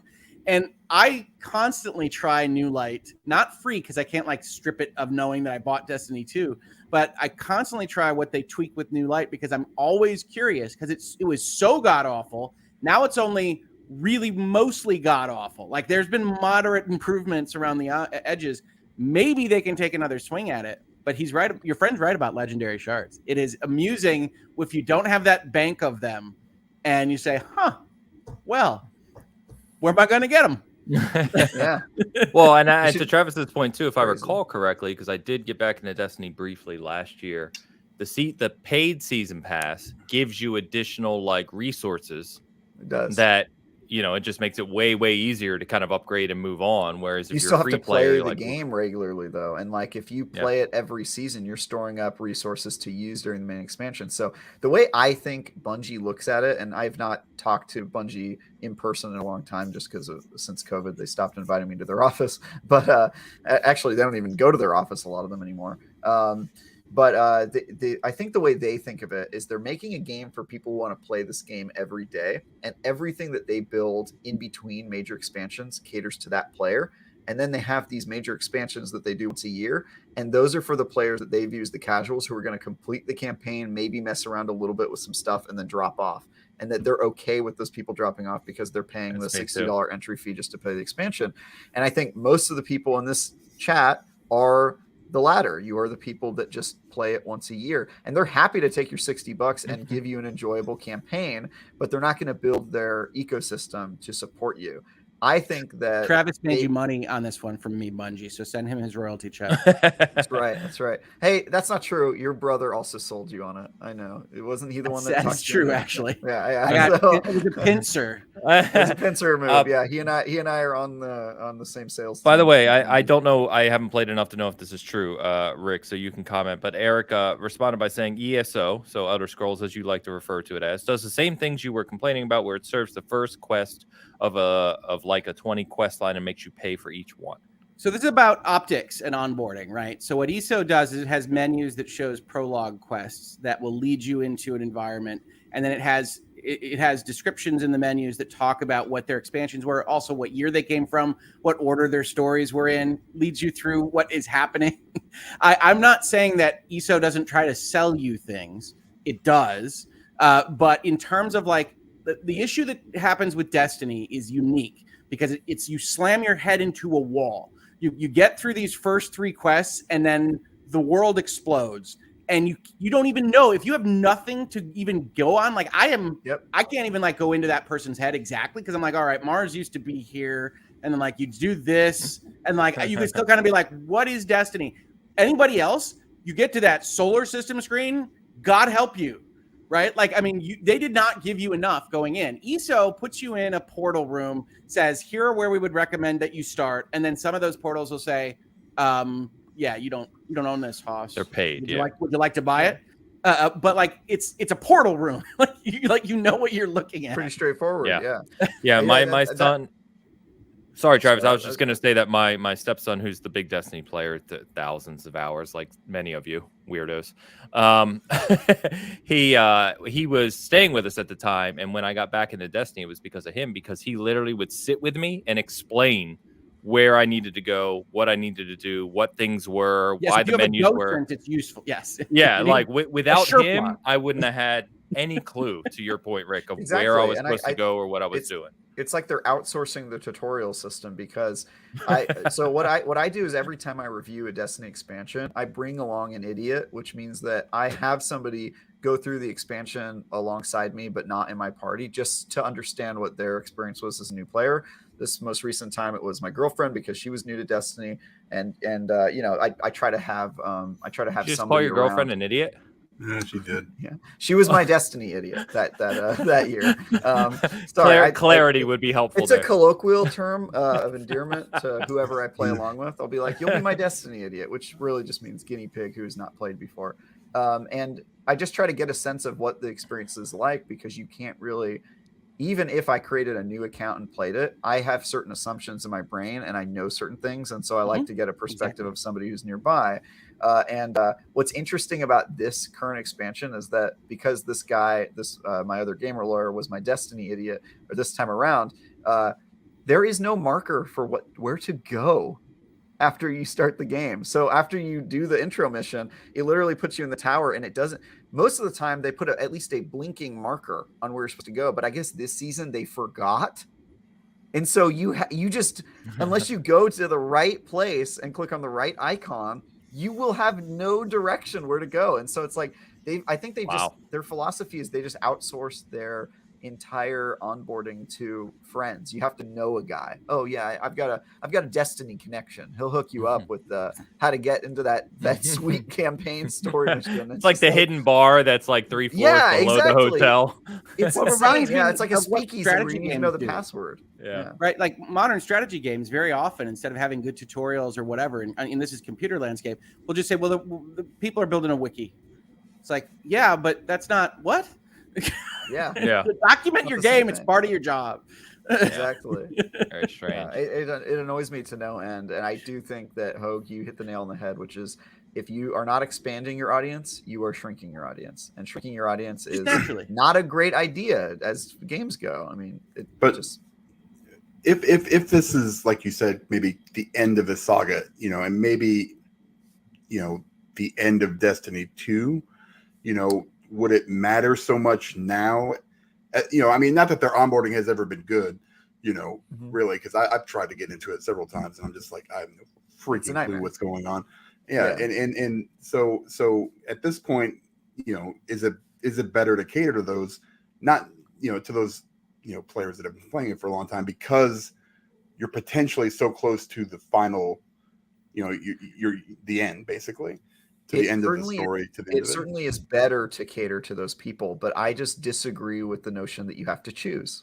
I just think you can cater to both. But yeah, I mean, if this is Infinity Wars we're gearing up for, we're not catering for the person who's never watched a Marvel movie, right? Like, this is for the fans that have been there from the beginning. But Infinity Wars can also be an enjoyable movie if you watch it by yourself. And I think that that's because the people who made it probably were a little bit more aware of that some people might just be coming in completely blind. And for some reason, Bungie, at least right now, is acting like that person doesn't really exist, or they put the most minimal amount of effort into that experience. And it's frustrating because I want to see Destiny grow. And it seems like Bungie is expecting me to be their recruiter in chief in order for that to happen. Like, I have to explain to my friend, literally in Discord, explaining to this lawyer who started playing it, all of the things that person has to know. And then the entire time I'm thinking to myself, why isn't this in the game? Why am I having to do this for my friend? I have to spend. You got to start handing out refer friend codes. You got to start getting free expansions for the service you're performing. Creator codes. They do have referral codes in Destiny, and I'm maxed out on my referral. They do have it. It's a pyramid scheme, dude. It really is. It's horrifying. But yeah, don't play Destiny. So I was going to expand upon Dan's question, because where I was going to ask, which is kind of in line with that, is if you, let's say 2024, next couple of years, they get to the end of this story arc, right? Are they working towards, it doesn't sound like it, but could they work towards where by the time they get to the end of this story arc and it's all now done, right, that they kind of recreate the experience like they've been doing for a decade at that point, to make it beginning to end and all make sense? I think all the organs have been pulled out at this point. Yeah, Hoeg got to it before me, but they pulled out a lot of the game. Yeah, that's totally fine. But didn't they say some of that could come back, or am I wrong on that? They don't want you to be angry at them for removing it, so they said, "Hey, we could bring." Of course, yeah, of course. They are in fact bringing a raid back that from D1. They're pulling that out of the vault. So it is like it very much is the Disney vault. Like they just get to decide when you get to enjoy something, which I think is an interesting philosophical discussion that we are not really prepared for as an industry, because games as a service are different than other types of games we've played before. I think it's something that we have to address, but they're young, right? That conversation is evolving. Exactly. It's like my feelings are known. Yeah, Hoeg's feelings are known. He hates the practice, but the idea is like, this. I don't like it either, but we don't have an answer. I think you have to fight the practice as it appears with the viciousness with which it deserves, or else it becomes the norm. For sure. I would agree with that statement, Hoeg. And I think, this is, at the very least, I'm glad that live service games are forcing this topic to come up, because this has been a problem before live service games, when you really like a multiplayer game like Monday Night Combat, and then they pull the servers offline because the game's old. Great game. They pull the servers offline, and then you lose a game, and you bought that game and you can no longer access it. And so this has been sort of ignored because it only used to happen to games that nobody cared about, because the servers were empty already, right? But now it's happening to games that are still alive. And I think that is a very interesting discussion, because if you're Bungie, you're making Destiny, you cannot have the entire game all at once playable inside Destiny 2 natively. You just can't. It's too many playlists. It divides your audience too many times. It makes the game bloated and huge. It makes the loading screens way longer. One of the things with Destiny Content Vault is when they took out all that content, loading screens became like 5 seconds, and they used to be like 2 minutes. They were so long. And so there are undoubtedly advantages to what Bungie's doing. The problem is that they've done so without an iota of thought toward game preservation or giving people a fair deal for the fact that they bought this content. My idea is create a separate app for it where it's an offline only. You can just play and access this content, but it's not in the live servers, something like that. But there is no answer. And I think Hoeg is right on the money that you should just oppose it, until they get a model that works for both people, because otherwise they're just going to set the precedent of we can take away your content and people don't really care. And I don't think that is what the road we want to go down. So I will continue to oppose it with all the voice I have at my channel. More power to you. Yeah, I have qualms about the way that they've been doing it so far too. To your point, Ains, or to your question, I think that they could do something like that, where they put together a complete darkness and light saga and make it available for the players, and they have like a new player experience. I doubt that the game will be relevant by that point, and I think that that's the problem. Is live service games tend to only live in the moment, and the second that it's not the hot new, people don't really care. Whether or not you think that's a good. I hate that as a philosophy, as a person. Oh yeah, for sure. But that is. I mean, go look at Fortnite. That's their entire model, right? Is that if it's not today, it's then fleeting. Yes, fleeting. Life is it's a series of short moments. People enjoy them with. That's what makes it beautiful. It's what makes it beautiful. It's like lighting a bonfire or doing an improv scene. It only happens once and it's unique, and then it's gone. Poof. So yeah. Anyway.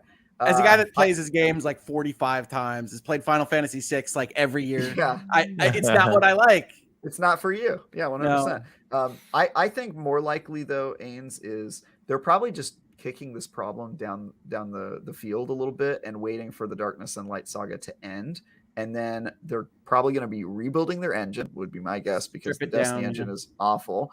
And they're going to figure out a solution to the new player problem once the Darkness and Light saga is over on whatever Destiny 2 ends up becoming at the end of this first 10-year sprint. So I think Destiny will continue. I think it'll probably still be called Destiny 2, but whatever they build is going to be different on a different engine. And they're probably just, we're looking at their current tech and going, we can't fix this problem. Let's fix it in 2 years, and let's start building the blocks and the engine to go do that when it's over. And I think that that's what they'll do. So it'll probably suck for the next 2 years, and then on the third year it'll be the phase 4 of Destiny. Right. I like that. I like that you used the word sprint with a 10-year arc. That was interesting. Right. Yeah. We do have 2 week 10-year sprint. That's right. We've got 2 super chats. I'm saving Geo's because it's a different conversation point we'll touch on in a second, but Gecko's is related directly to Destiny. So let me get to that one. Yeah, with the 10 euros. Thank you again, Gecko. You're crazy. I tried to play Destiny twice, finished a mission where I got my weapons. Then the robot started babbling about with a traveler and go into a bunker and kill someone and then get lost. That's basically my experience. He described the beginning of Destiny. Fantastic. That's the onboarding of Destiny right now. Good job, Gecko. Except for now you get to interact with a character named Shah Han, who is a character that has 2 Fast and Furious references in his name. Perfect. I'm pretty sure he's supposed to be Han Solo. Yeah. Actually, he's got that roguish pirate thing. Hate to break it to you, Hoeg, but Bungie developers themselves have said that he is a reference to Fast and Furious. Shaw and Han, 2 characters. They wrote him like Han Solo. I don't know what they did. Yeah, they did. So it's not surprising the onboarding's bad if they're referencing Fast and Furious. How dare you, sir? How dare you? He's working on his bomb throwing. Don't worry about it. I'm figuring it out as we go here. Go ahead, Dan. What you guys mentioned, as far as like it becoming the norm, and this is how it, with Sony purchasing Bungie and having 10 different live service games or however many they have going on. Well, you see that as a problem. If they set the precedent and this is what sticks, are all those other games going to follow? Because that's they're pulling from that's why they bought them. Is to get that experience. If we allow it to, this will become the norm. And I think Bungie is absolutely a leader. They are going to be the main brain trust for all of these 10 live service games that Sony launches for the next year. And if players do not aggressively state their disapproval of this practice, it will absolutely become the norm, because there's 2 schools of thought right now. One of them is an unsustainable thought of let's keep all the content in the game, which I can tell you is just going to break down a long enough timeline, right? And then the other one is let's remove it and just take it from players and they won't care. And both of those models suck. And I think that somebody has to reinvent the wheel fast, or it will become the norm. That doesn't mean that a norm can't be changed. It'll just be harder to change when it's the industry standard. And so, I say, state your opinion. If your opinion is that you hate this, like Hoeg, create a YouTube channel, get 100,000 subscribers, and then talk about how you hate it. If you are interested in how you hate it, we have a subscribe button at the Hoglaw YouTube channel. There will be more videos talking about the Vault, Bungie, stealing, fraud, and other legal concepts. Please come visit. We'll continue to talk about it, and the bigger our subscriber base gets, the bigger our voice gets, and we will stop Bungie before they get started. That's why the channel was created. StopBungie.com. Yeah.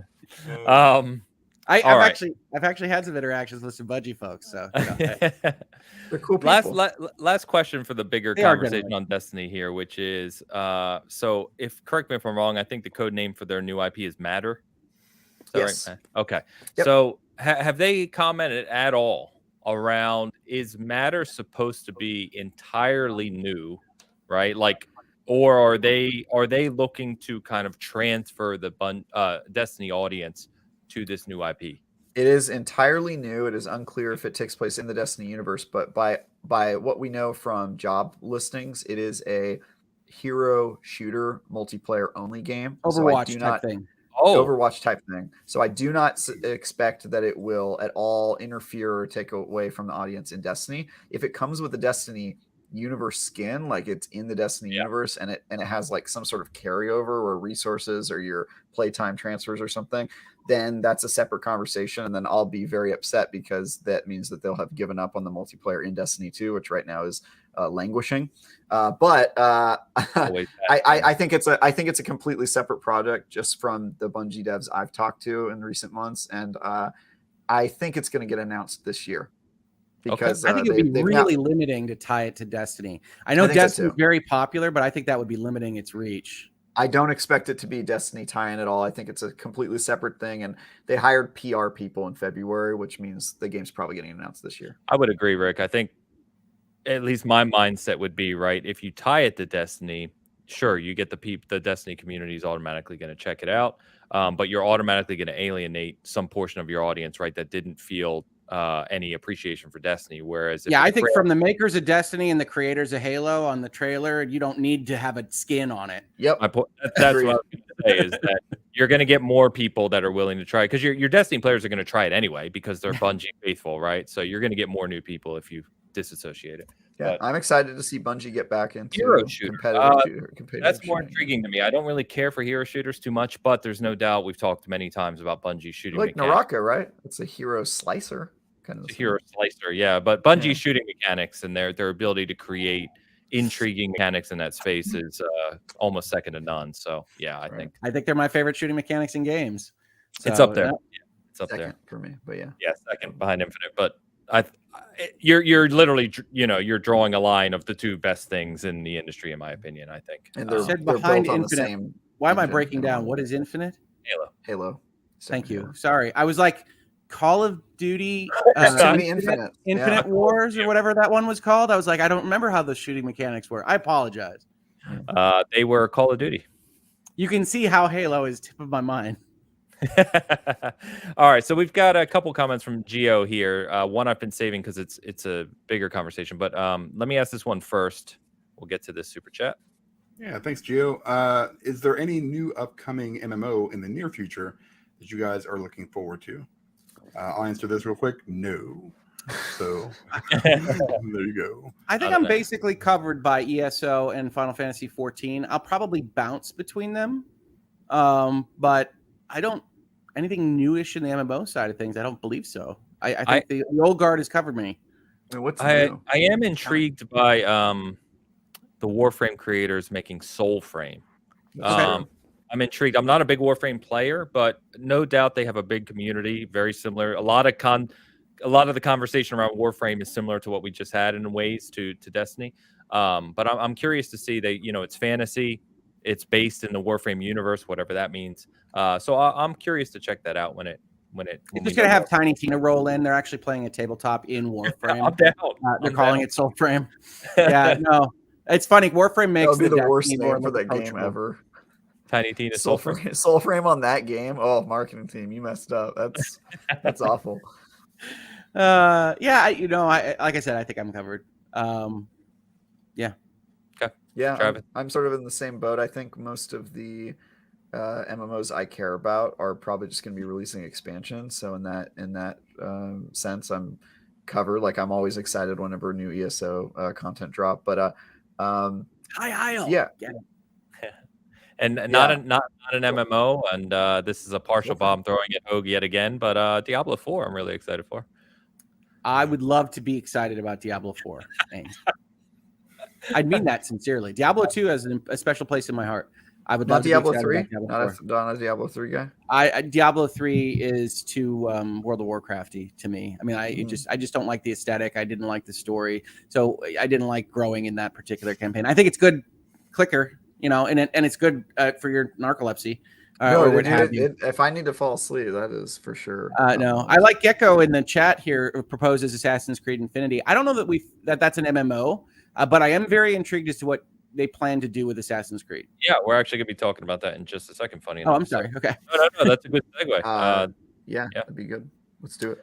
Well, let me get to this other one that's been waiting. Sure. So this goes back to kind of review methodology. Oh boy. Right. Again, thank you, Gio. I enjoyed the review video with Ains and Travis. Listened while running around ESO. There you go. But I was still wondering, with Travis Ultra PC, was that mainly for VR?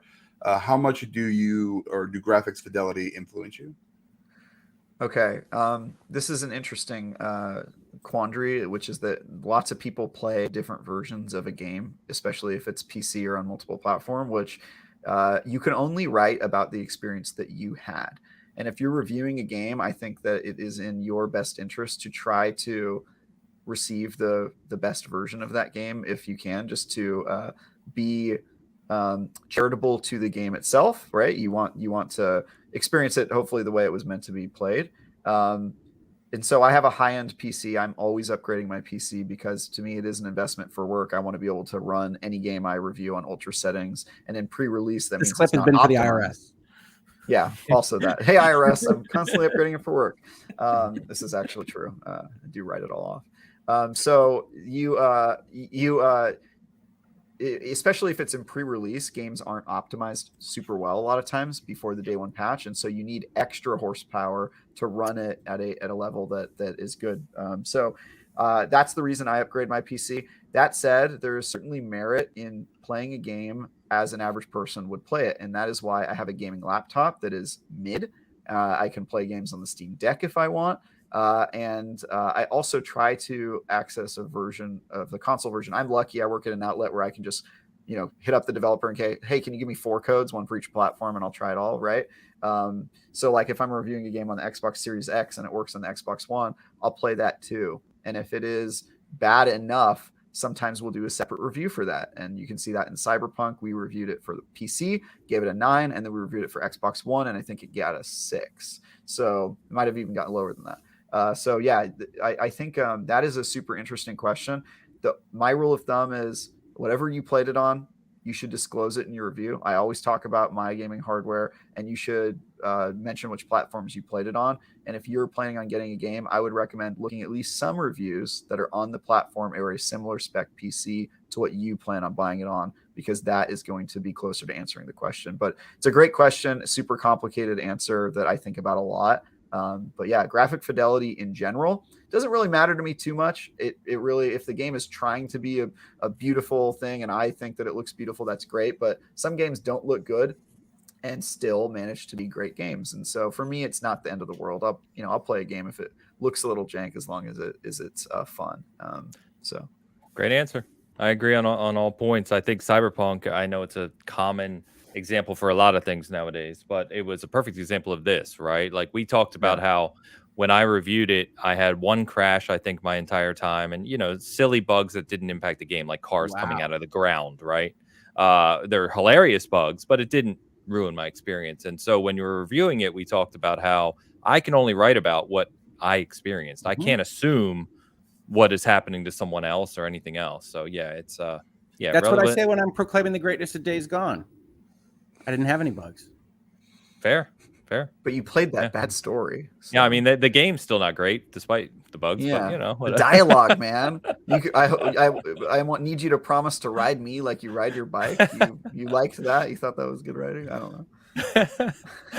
All right. Moving on. So a couple just news topics to touch on here that we want to touch on. So Discord chat is coming to Xbox. It is now live courtesy of Sony. Yeah, right. Don't they're 10% shareholders, right? That's a hell of a lot of money Sony just put into Discord. Yeah, and they still don't have the Smart, chat. it's a So smart buy.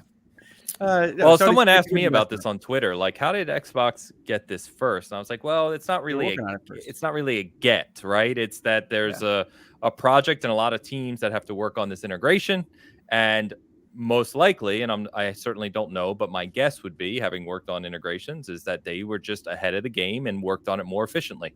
That's it. My initial reaction was, oh, they worked on it first. Like that. Oh, they were working on Xbox first. Which makes they have a similar platform, no? I mean, wouldn't that be part of it too? Just the OS would probably be a little bit more similar than what Sony's running, no? Yeah, could Microsoft be. Windows based, yeah.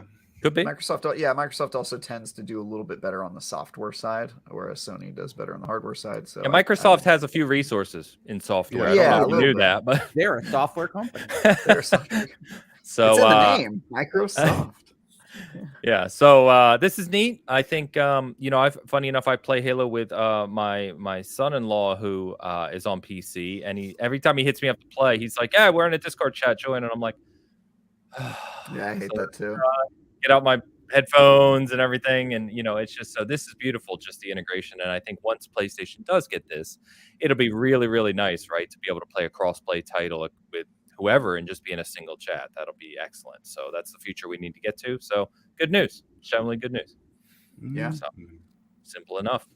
Just want to mention Xbox Live Party Chat will kind of rot on the vine with this, because I can imagine if it works the same way Xbox Live Party Chat works, where you send invites and then you can just hold down the button to enter the room. I could see people just sending an invite from the Xbox UI and then everybody going, "Oh, dude, not an Xbox Live chat. Come on, send the Discord link." And then the question becomes, well, then do you replace the Xbox Live link with the Discord link, or do you make them interchangeable where you can be an Xbox Live Party Chat and a Discord chat and it's considered the same thing? And then at that point, are they separate products, or why do you have two voice platforms on your Xbox? And I have a lot of questions about how this works as an ecosystem. I wonder to do the Discord chat, right? You have to have a Discord account.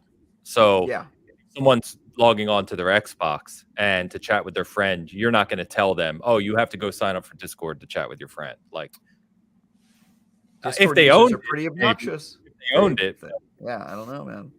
Yeah, I don't know. You're right, Travis, though, that provided everybody else is already ready, you just want to do the one that would hit the most, right? Like, I don't know where Bob's playing. Is he on his PlayStation or anywhere else? So you'd ordinarily start to default to the one that would work with everything. And then everybody's gonna have to leave to go join the Discord chat because one person is playing on a PC and not on Xbox Live. And to me, it's gonna depend on how complicated the Discord. Like, I hate the Discord interface. Like, I hate it. Too. So like they're going to have to work on making it easy for the console people. I'm not saying anything about PC people versus console people. I'm just saying you're sitting on your couch. You don't want to figure out the servers and the tabs and the folders and everything. So you better make it damn easy for me to get on the Discord, because as it stands right now, I'm pretty techie. I'm also pretty seasoned. And I turn on that Discord and I'm like, what the hell? No, it is relatively easy. So you sign into your Discord on the Xbox, right? Which then links it. And then in the, how they have all the tabs, right? In your party chat menu, there's just a Discord line now. And I think it's just a couple button presses to get into a party. I think you are, Ains, console players. There's a video of it. Oh, no, I know. I'm saying that. I just think that your description that it's easy, I think a lot of console players are going to object to, because console players, you know what I hear most of the time when I say we need to do this in Discord? What is Discord is what I hear on console players. They do not even know what it is. And so the fact that they have to build a separate account, dude, it's going to be a nightmare getting Xbox. That was my point in the first thing you said, which is, do they just go with Discord? I'm like, well, no, because your average user who can just party chat by pushing X and holding the X button is way easier than having to worry about having a Discord account. But if you set up your account where they were the same program, where now clicking X and inviting everybody to chat, or it just defaults to Discord, and then everybody's that way. You don't have to have two chat platforms on your Xbox, and it's just kind of integrated. You have a Discord account, unless you're saying, like, if you're on Xbox Live, you automatically have a Discord account, but that's a whole nother ball of wax that you'd be online. I mean, I know you can create a Discord account using your Xbox login. That's what I did when I created a Discord. Yeah. So maybe they just automate that, or it's like, all right, click a button here and we create a Discord account using your Xbox Live profile. I don't know, man. Anything here? the funny thing is we've inadvertently touched on answering the question of why isn't this on PlayStation yet? All of these questions that we're raising and all of the different touch and integration points, there's teams out there working on and have to figure out. Just make it good, all right? Like, make it good. It's our tip. Yeah. Love it. That's going to be our phrase for developers from Bitcast. Just make it good. Make it I good. just worry about the friction of having two party chats as somebody who plays. You're not wrong. You're not wrong. Console simpletons. Yeah. You know, what would solve this? Just in-game party chat, so you wouldn't have to worry about anything else. It just Terrible just solution. happens. Terrible. Well, you know, like Outriders, that I literally am playing Terrible right after this with my solution. son. I have to plug in my phone. I can't have just in-game chat. It would have been fine. My son plays on PC. Because then you put the onus on every single developer to have a integration with the chat system. And you know you're match made, and then the match ends, and then you have to reorganize the chat together, and there's just so many problems with in-game chat. I can't get behind. The real problem is, how do I get Chrome Hounds back? All right, let's really work on that. Oh my gosh. All right. Good. So I thought we were going to touch on game updates, which includes Ubisoft, and Assassin's Creed. So real quick, we in our ongoing kind of update on Hogwarts Legacy and whether or not it's coming out this year, which we still don't know as of this point. Inching closer to fruition. Yeah, we're inching closer to maybe is the answer, which is the collector's edition, and the edition contents leaked this week. So those are already planned, which would seem to indicate they're getting closer to release, but they're going to announce No. this collector's edition. This announcement is coming with we want to make sure that everything is dusted, all the books are settled, and nearly Headless Nick is in the place where he needs to be. So we're going to be releasing Hogwarts Legacy, not quite in the holiday season we planned, but instead February 4th, 2023. Yeah, an extra 8 weeks. Ugh. Yeah. I mean, just come on, man. I'm tired of these delays. I'm just tired. I think I'm already struggling. Like that. if I'm looking forward to Saints Row coming out. No, WB's going to say, look, we totally believe in Gotham Knights. It's going to take us to the promised land in October. So we're pushing this one two more months. It's not. They make good trailers. You know what's funny about this game is like they keep releasing the character trailers. I'm like, looks all right. I never said that one time. Yeah. I think it's coming in December. All right. All right. Travis, nothing will make me happier. That's something. I hope so. Looks good. You got to get that Hogsmeade vibe. You know what I mean? We also got we did get a firm release date for Teenage Mutant Ninja Turtles Cowabunga Collection, which a bunch of us seasoned people are really excited for. So definitely if you enjoyed all the Teenage Mutant Ninja Turtle games growing up, that is coming August 30th, which just over a month. Not bad. Not bad. Now, touching on Ubisoft. So they had earnings call this week. A couple news points to hit here. First, all our games are canceled. Yeah, everything's delayed and canceled, and we're not doing well. Was essentially the gist of this earnings call. Skulls and Bones, get excited. Avatar: Frontiers of Pandora, Dan, to your delight, has been delayed significantly. Folks, as it turns out, if you don't see one thing from a game for a long period of time, assume it's not coming imminently. Yeah, exactly. Unbelievable. So it got delayed to their next fiscal year, which, if you're not familiar, is between April of 2023 and March of 2024. So assuming this doesn't come out in April, because it won't, this is at least a year-long delay for this game. At least it's important there, because that kind of delay is effectively no earlier than next year. Investors is not like, we have no idea. All right. Like, obviously, ideally, marketing wants that thing out with Avatar 2. Like, there's no question. It's like crazy to release an Avatar game a year after the movie comes out. That's crazy. Like, somebody got a talking to, because December was the drop dead for this, and they blew past it. Yeah. Like, they won't even commit to like spring.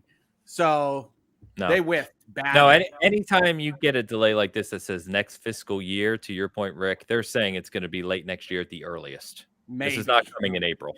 Don't count it in your evaluation of our stock price right now. Yes. Yeah, exactly. Simultaneously, or not simultaneously, but also on this call, they announced that Ghost Recon Frontline, that the game that they had the alpha for that got about as much negative feedback as you can get, along with Splinter Cell VR, have both been canceled. They are now off the plate. So either of them sounded very fun anyway. So Yeah. So those are canceled. There was also 2 other games they said, unannounced games that have been canceled, which I don't know why you announce that your unannounced games have been canceled. So they had to do that, Ains. If you look at their prior fiscal reports, they had said that there were unannounced games set for the times. They had to tell their investors that those aren't there anymore. Makes sense. Okay, that makes sense. Hilarious. This is Splinter Cell games. That's probably this is a tire fire being transported on a train wreck in terms of a financial call. Yeah. It was bad. This is evincing major management and project issues across the company. Yeah, there was half a billion less in revenue year over year. Yeah, we just gotta squeeze our Mario and Rabbids games out before the company goes under, and we call it a day. So they did announce that these, there's a combination of insider rumors and earnings call information here that have been pieced together. Oh, I didn't see any rumors. Okay. Yeah, so a couple of these. So Valhalla's spinoff. Remember we talked earlier this year, and they said there's an Assassin's Creed kind of AAA smaller experience coming with one character. Okay, so that's coming in the next smaller. Yeah, like a big budget, shorter, not like 100-hour game. Yeah. So which means you won't be reviewing it. Don't worry about it. But that's coming in the next fiscal year as well. And that's a rumor that it's a Valhalla spinoff. It is. It's with the what's his name? What's his name? Yeah, the guy that's with the assassins. That meets Every time someone asks, I'm like, his name is. Guys, and then I forget. I hate to break it to you. I hate to break it to you, but the last time Assassin's Creed spun off, it became a game called Skull and Bones. Skull and Bones. And that game is still not out. It took 8 years of development time. Steam. Yeah. Oh yeah. Okay. Because you can't spoil it because it's but yeah, I mean he's supposed to be the main character in this one. And this is yes, he is. Yes. So that game is coming in playing it in 2030. Yeah, we'll see. And then the next major AC game, the big one, is called Project Red. It's supposedly set in Asia. Some people are saying Japan. All they've said is Asia. And that'll be the first major title as part of AC Infinity, which we've heard before. This whole overarching Assassin's Creed universe that they're creating. No date on that. Russia or Asia. So Red China? I don't know. They already did China. And then lastly, and this was mentioned, this is a rumor, not from the earnings call, but that there is another Immortals game coming. It's not a sequel, but rather just another Immortals game that's going to be built around the Hawaiian and Polynesian culture. So there you go. So kind of a weird mix from Ubisoft. We joked, I think, a couple weeks ago, like, what is Ubisoft doing? And turns out on this earnings call, they're having trouble, is what they're doing. Wait, hold on. Go. Immortals Hawaii sounds awesome. It does. I agree. This is the best news I've heard, and it was just a rumor. It wasn't from Ubisoft. Oh God, I hope it's true because that's a wonderful. Immortals Hawaii.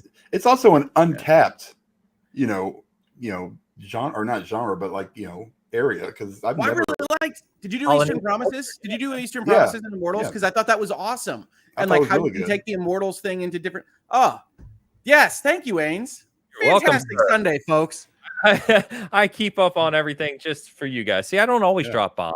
It's some positive things here and there. Immortals, which you can generally get for like $1.50 in some of these sales that Ubisoft runs. Fantastic expenditure of money, people. One of my top games of the year. There you go. The reason that they didn't officially announce it is because then they would have to officially cancel it later. So it will remain a rumor. Hey, man, if they can keep Beyond Good and Evil 2 as a pretend game for a decade, then they don't have to cancel these things. It was dead. I mean, the creator of the whole series is not even in the games industry anymore. Like, come on. No, he's like in zoology. They were right, though. It's Beyond Good and Evil. It is non-existent. I would say that is neither good nor evil. What's really funny is that game gets announced, and I say that's not real. That's none of that. This is all to fight off a hostile takeover.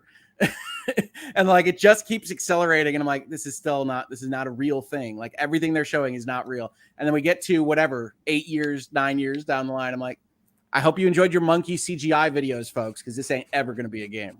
Yeah, I know. It's sad. James says, Immortals Hawaii is going to come back as an Ains bomb later on. Bring it, Maybe Ains. use it against I got you. no guilt at all about loving Immortals. I wish it No. were still called Gods and Monsters. Me too. Outside of that, I love that game. I was Love actually just going to say that, Rick, that the Gods and Monsters name is still better, but hey, they made a also good. really Watch a like video that on game. Virtual Legality about Monster Energy Drink challenging the Gods and Monsters usage of the trademark.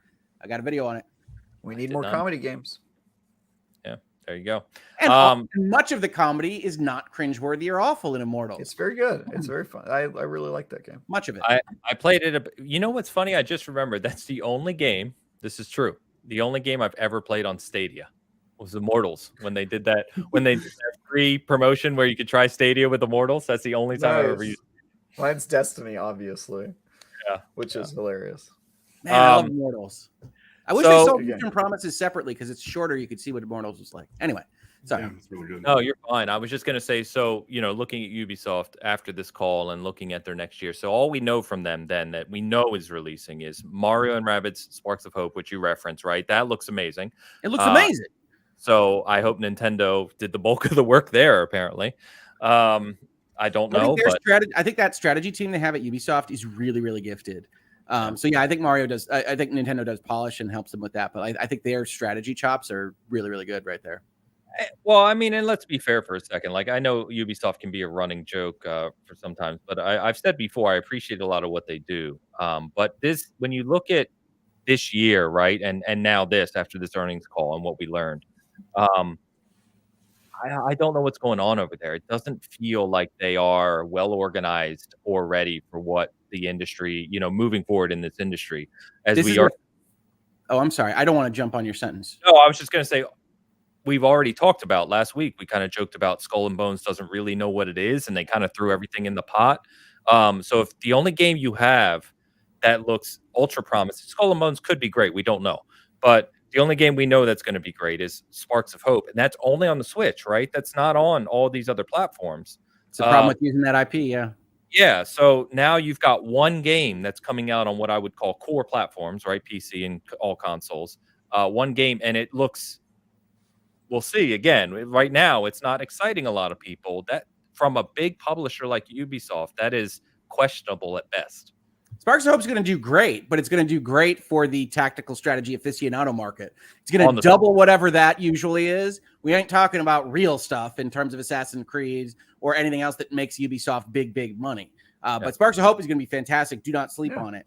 But all I was going to say there is that Ubisoft is a founder-led company, right? This is a family initiative, and they never have stripped off the professional CEO, which you can hate at the EAs of the world or the Activisions of everything else. They have every idiosyncrasy that comes from being founder-led and then not transitioning well. And then you add on to that a better Ubisoft and everything that pops out around them and getting all of this internal flack that they haven't had to deal with before. And I think their management exploded. And you throw on the pandemic, you throw on a better Ubisoft, you throw on everything else, and it looks like they lost at least a year of productivity.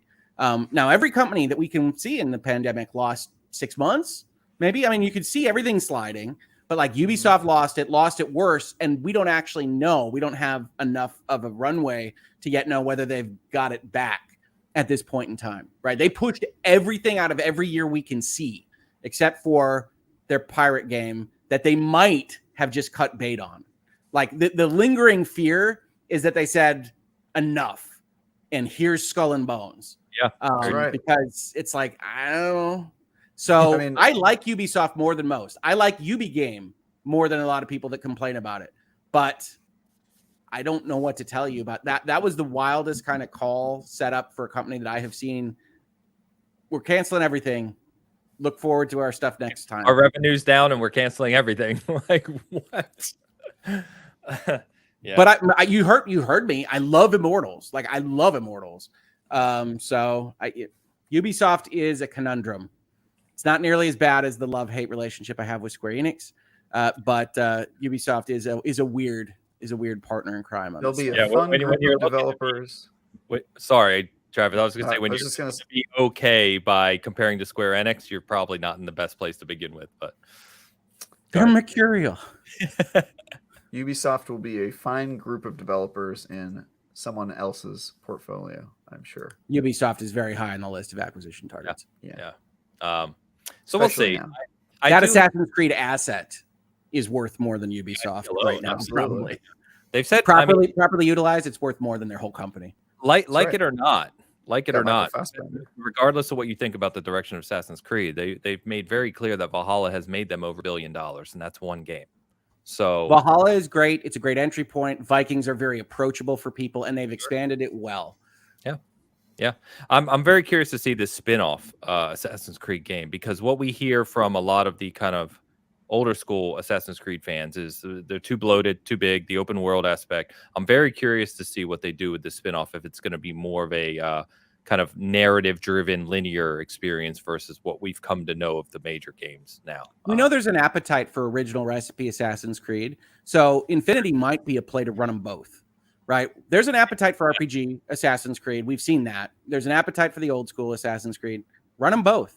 Yeah. Have whatever the next Valhalla is, and then have a character that goes and does Assassin's Creed campaigns. Yeah. That makes total sense. Yeah, it's like the Yakuza strategy where they broke off the old school real time into its own. Yeah, I wouldn't have reversed them that way. I still have questions about that was an interesting reversing choice, the main series and then giving them the normal way to play it to the other series. I don't know that I would have done that. But yeah. But I do like it. I like the Yakuza. Yeah, I love Like a Dragon. That game is fantastic. So good. But anyway, all right, boys. I think that's going to wrap us up for today. So let's go ahead and give some closing comments and let us know what's coming. So Travis, I'll start with you this week because I know finally this week, after weeks of talking about it, people will get to see your Xenoblade review, and that game releases as people are listening to this, actually. End of the week. Xenoblade? Yeah, end end of the week. Releases, right? 29th? Yes. Yes, 29. But people are listening to it right now. Well, no, you know what I mean? Like, if you're listening to this later, it's coming this week is what I meant. Sorry. It's this coming week. Yeah. Don't go try to download it now. We have a super chat to get to, by the way, so go ahead. Yeah, do super chat first. Okay, all right. One final super right. chat, Mr. Gecko Gamer. Gecko, is there a potential this game is going to be the biggest bankruptcy? He was referring to Ubisoft. Sorry about the timing on that. The answer is 0%. no, because the assets are too valuable. So what'll happen is rather than get tossed to the wind and sold on the dimes on the dollar and things like that, somebody will swoop in. Hell, Microsoft would swoop in even with the deal pending if they were the only bidder. The deal for Activision pending if they were the only bidder, because it's a very valuable portfolio, like very valuable. Yep. That is looking potentially like it's mismanaged right now, which is where you get acquisitions. I'm sorry, your intrinsic worth is triple what you're realizing. Hello, I have a sack of cash. So I'm like, that's what happens. Yeah, exactly. Agreed. Good. Yeah, it'll never be a bankruptcy. They're too. Even Sony would try to figure it out, and they don't have cash at all. Yeah, never mind a 10-cent. A 10-cent would, fulfill all their dreams. But yeah, it's there you go. I wouldn't like that outcome. Thank you, Gecko. But everybody would be in play for Ubisoft today, by the way. I appreciate you. All right, you're awesome, Gecko. Thank you for the support. Yeah, big time. Travis. Yes, let me go. So I've got a whole bunch of stuff going live on Tuesday at the exact same time. I have literally the exact same time, the morning of the 26th. I have both my final review of Xenoblade Chronicles 3 going live and my preview of the upcoming roller derby shooter Rollerdrome. Yes. Which is going to be fun for you guys to see. I actually have been playing that game beyond the preview. They gave me a full copy of the game, and I've just been like, I'm just going to play this game through to the end. So I'm only allowed to talk. That gets added to it when your review actually goes public. It's like, I actually wound up playing this on my own for another week. Yeah. That's big time for me. Yeah, it is. Yeah, because I'm only allowed to cover the first 6 levels in my preview, but afterward I was like, I'm just gonna play the whole game. Like, why not? So, yeah, that one's cool. Which I normally don't do when I preview a game. I'm just like, all right, I'm done. This is work. I'm gonna go do something. This is work. Yeah. So, but yeah, my Xenoblade Chronicle review is gonna be a lot of fun. I recorded the VO and all that stuff last night, and I finished the game at 150 hours. It is a very long game. I did sort of a completionist playthrough a little bit, but some of the side quests almost seem mandatory. They have their own cutscenes and story arcs and all this other stuff. So I played as much as I possibly could within that time, and then wrote the review in like one day, and then did the VO the next day. So I'm like very tight, but I did it all, and I'm very excited for Dan. Yeah, what's that? Yeah, no, he absolutely could do it. Actually, I haven't even gotten to the New Game Plus stuff, which adds new content and all this other stuff. Like, there's a whole bunch of stuff. If you wanted to spend like literally 800 hours in that game, you easily could. But Dan spent 400 hours in a 30-hour action adventure game. I don't even know what he can spend in Xenoblade. Yeah, I don't know either. He would hate it though. He would hate that game so bad. Although, you know what? You like Yakuza and you liked. I love Tales of Arise. That's what I was gonna say. So the thing is, it's less palatable, I think, than Tales of Arise. At least after the first hour, it is very anime, which I know you're not that into. But I know exactly what you mean, Travis. But no one has ever said that the Tales series is not anime. Yeah, it's pretty anime. It is. Oh, that's true. That's true. But you know, it's. I mean, like from a gameplay. I do know exactly what you mean. It's what I would call, no offense, weird anime. So Xenoblade goes places. I haven't played 3, but Xenoblade gets into the weird anime. It really does. It really does. It loves that power creep as well. So yeah, I'm very excited for that content to finally go live and onto my next project, Construction Simulator. That's my next preview. So very different change of pace that I'm working on now. So that's I like the breadth of experiences you get. I know, man. They call me the jack of all trades. I am the master of none. It is true. But I have a very wide array of games I enjoy. So that's fantastic. There you go. Awesome. Rick. Sure. Well, we're going to keep doing Hangouts and Headlines every morning, 7:30, Monday, Tuesday, Thursday, Friday. Turns out I need a day off between doing those really early morning streams. And we're doing virtual legalities when they pop up. So I think we might cover things like, I don't know, PlayStation lawsuits, Bungie suing the living crap out of a cheater. Who knows what's going to pop up on virtual legality. We're going to keep doing those. And as I said at the top of this video, if you didn't check it out, check out our first adventure in Lawyers and Dragons. That's a one-off that was separate. Got hugely more popular than I thought it would be. So we're getting the gang back together. We're putting together an actual season of content there. We're going to have guests. We're going to have level 1 characters. We're going to have a great time. So at least put that on your calendar, because what could be better than watching people on the internet that are also lawyers try to work out how to play Dungeons and Dragons. Fantastic. And over on the SG front, so our discussion, Travis's and I's discussion on reviews, which came up several times today, funny enough, that's actually going to go live tomorrow. So Monday, you might already be listening to this, might already be live. It is a 2.5-hour discussion on review methodology. It sounds boring as hell, but I think we've gotten a lot of good feedback on it, honestly. I think people really enjoy it, because I think there are a lot of questions out there around how outlets review games and what their criteria is and how they approach that, and we kind of tackle, or what a review is. We pretty much tackle most of those angles. So hope you enjoy that. Thanks for the feedback we've already gotten on it from our patrons. And speaking of patrons, segue, if you want to check that out, we've got fresh content there, some new things coming. So always check out Season Gaming Patreon. It helps everyone. All the contributors of Season Gaming goes directly to the site and the contributors. So it's a big thing if you want to check that out. Other than that, find us on Discord. And as always, thank you for your support here every Sunday, hanging out with us. Chat, you've been awesome today. I always appreciate all of you. And thank you so much. If you made it this far, like and subscribe, because if we didn't turn you off with this particular 2 hours, we're not going to turn you off next time either. And you want a reminder when we're on next. So hit the little red button. The red button hates to be red, prefers to be gray. Hit that button and let us know that you're a fan of what we do here. Man. Also, YouTuber slang, man. So have fun with that. Love it. What'd you say, Travis? YouTuber slang? Also, I'll be gone next week, so have fun. Hey, with that. Hey, if you don't like Travis, now is also the time to subscribe and leave a note for you to come back to the channel next weekend, because it's Travis free. Hoeg goes Hoeg wild.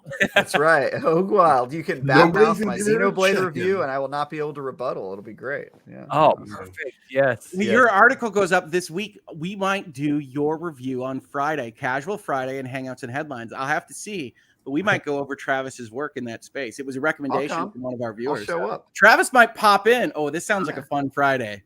Yeah. I heard he finished the game, so you can talk about that. I want to play the game. I have the receipts for that, my friend. I finished that damn game. My God. All right, everyone. Thanks as always for hanging out with us. We will see you next Sunday. We will have a guest filling Travis's space. It should be a good time as always. We look forward to talking to you then. Peace.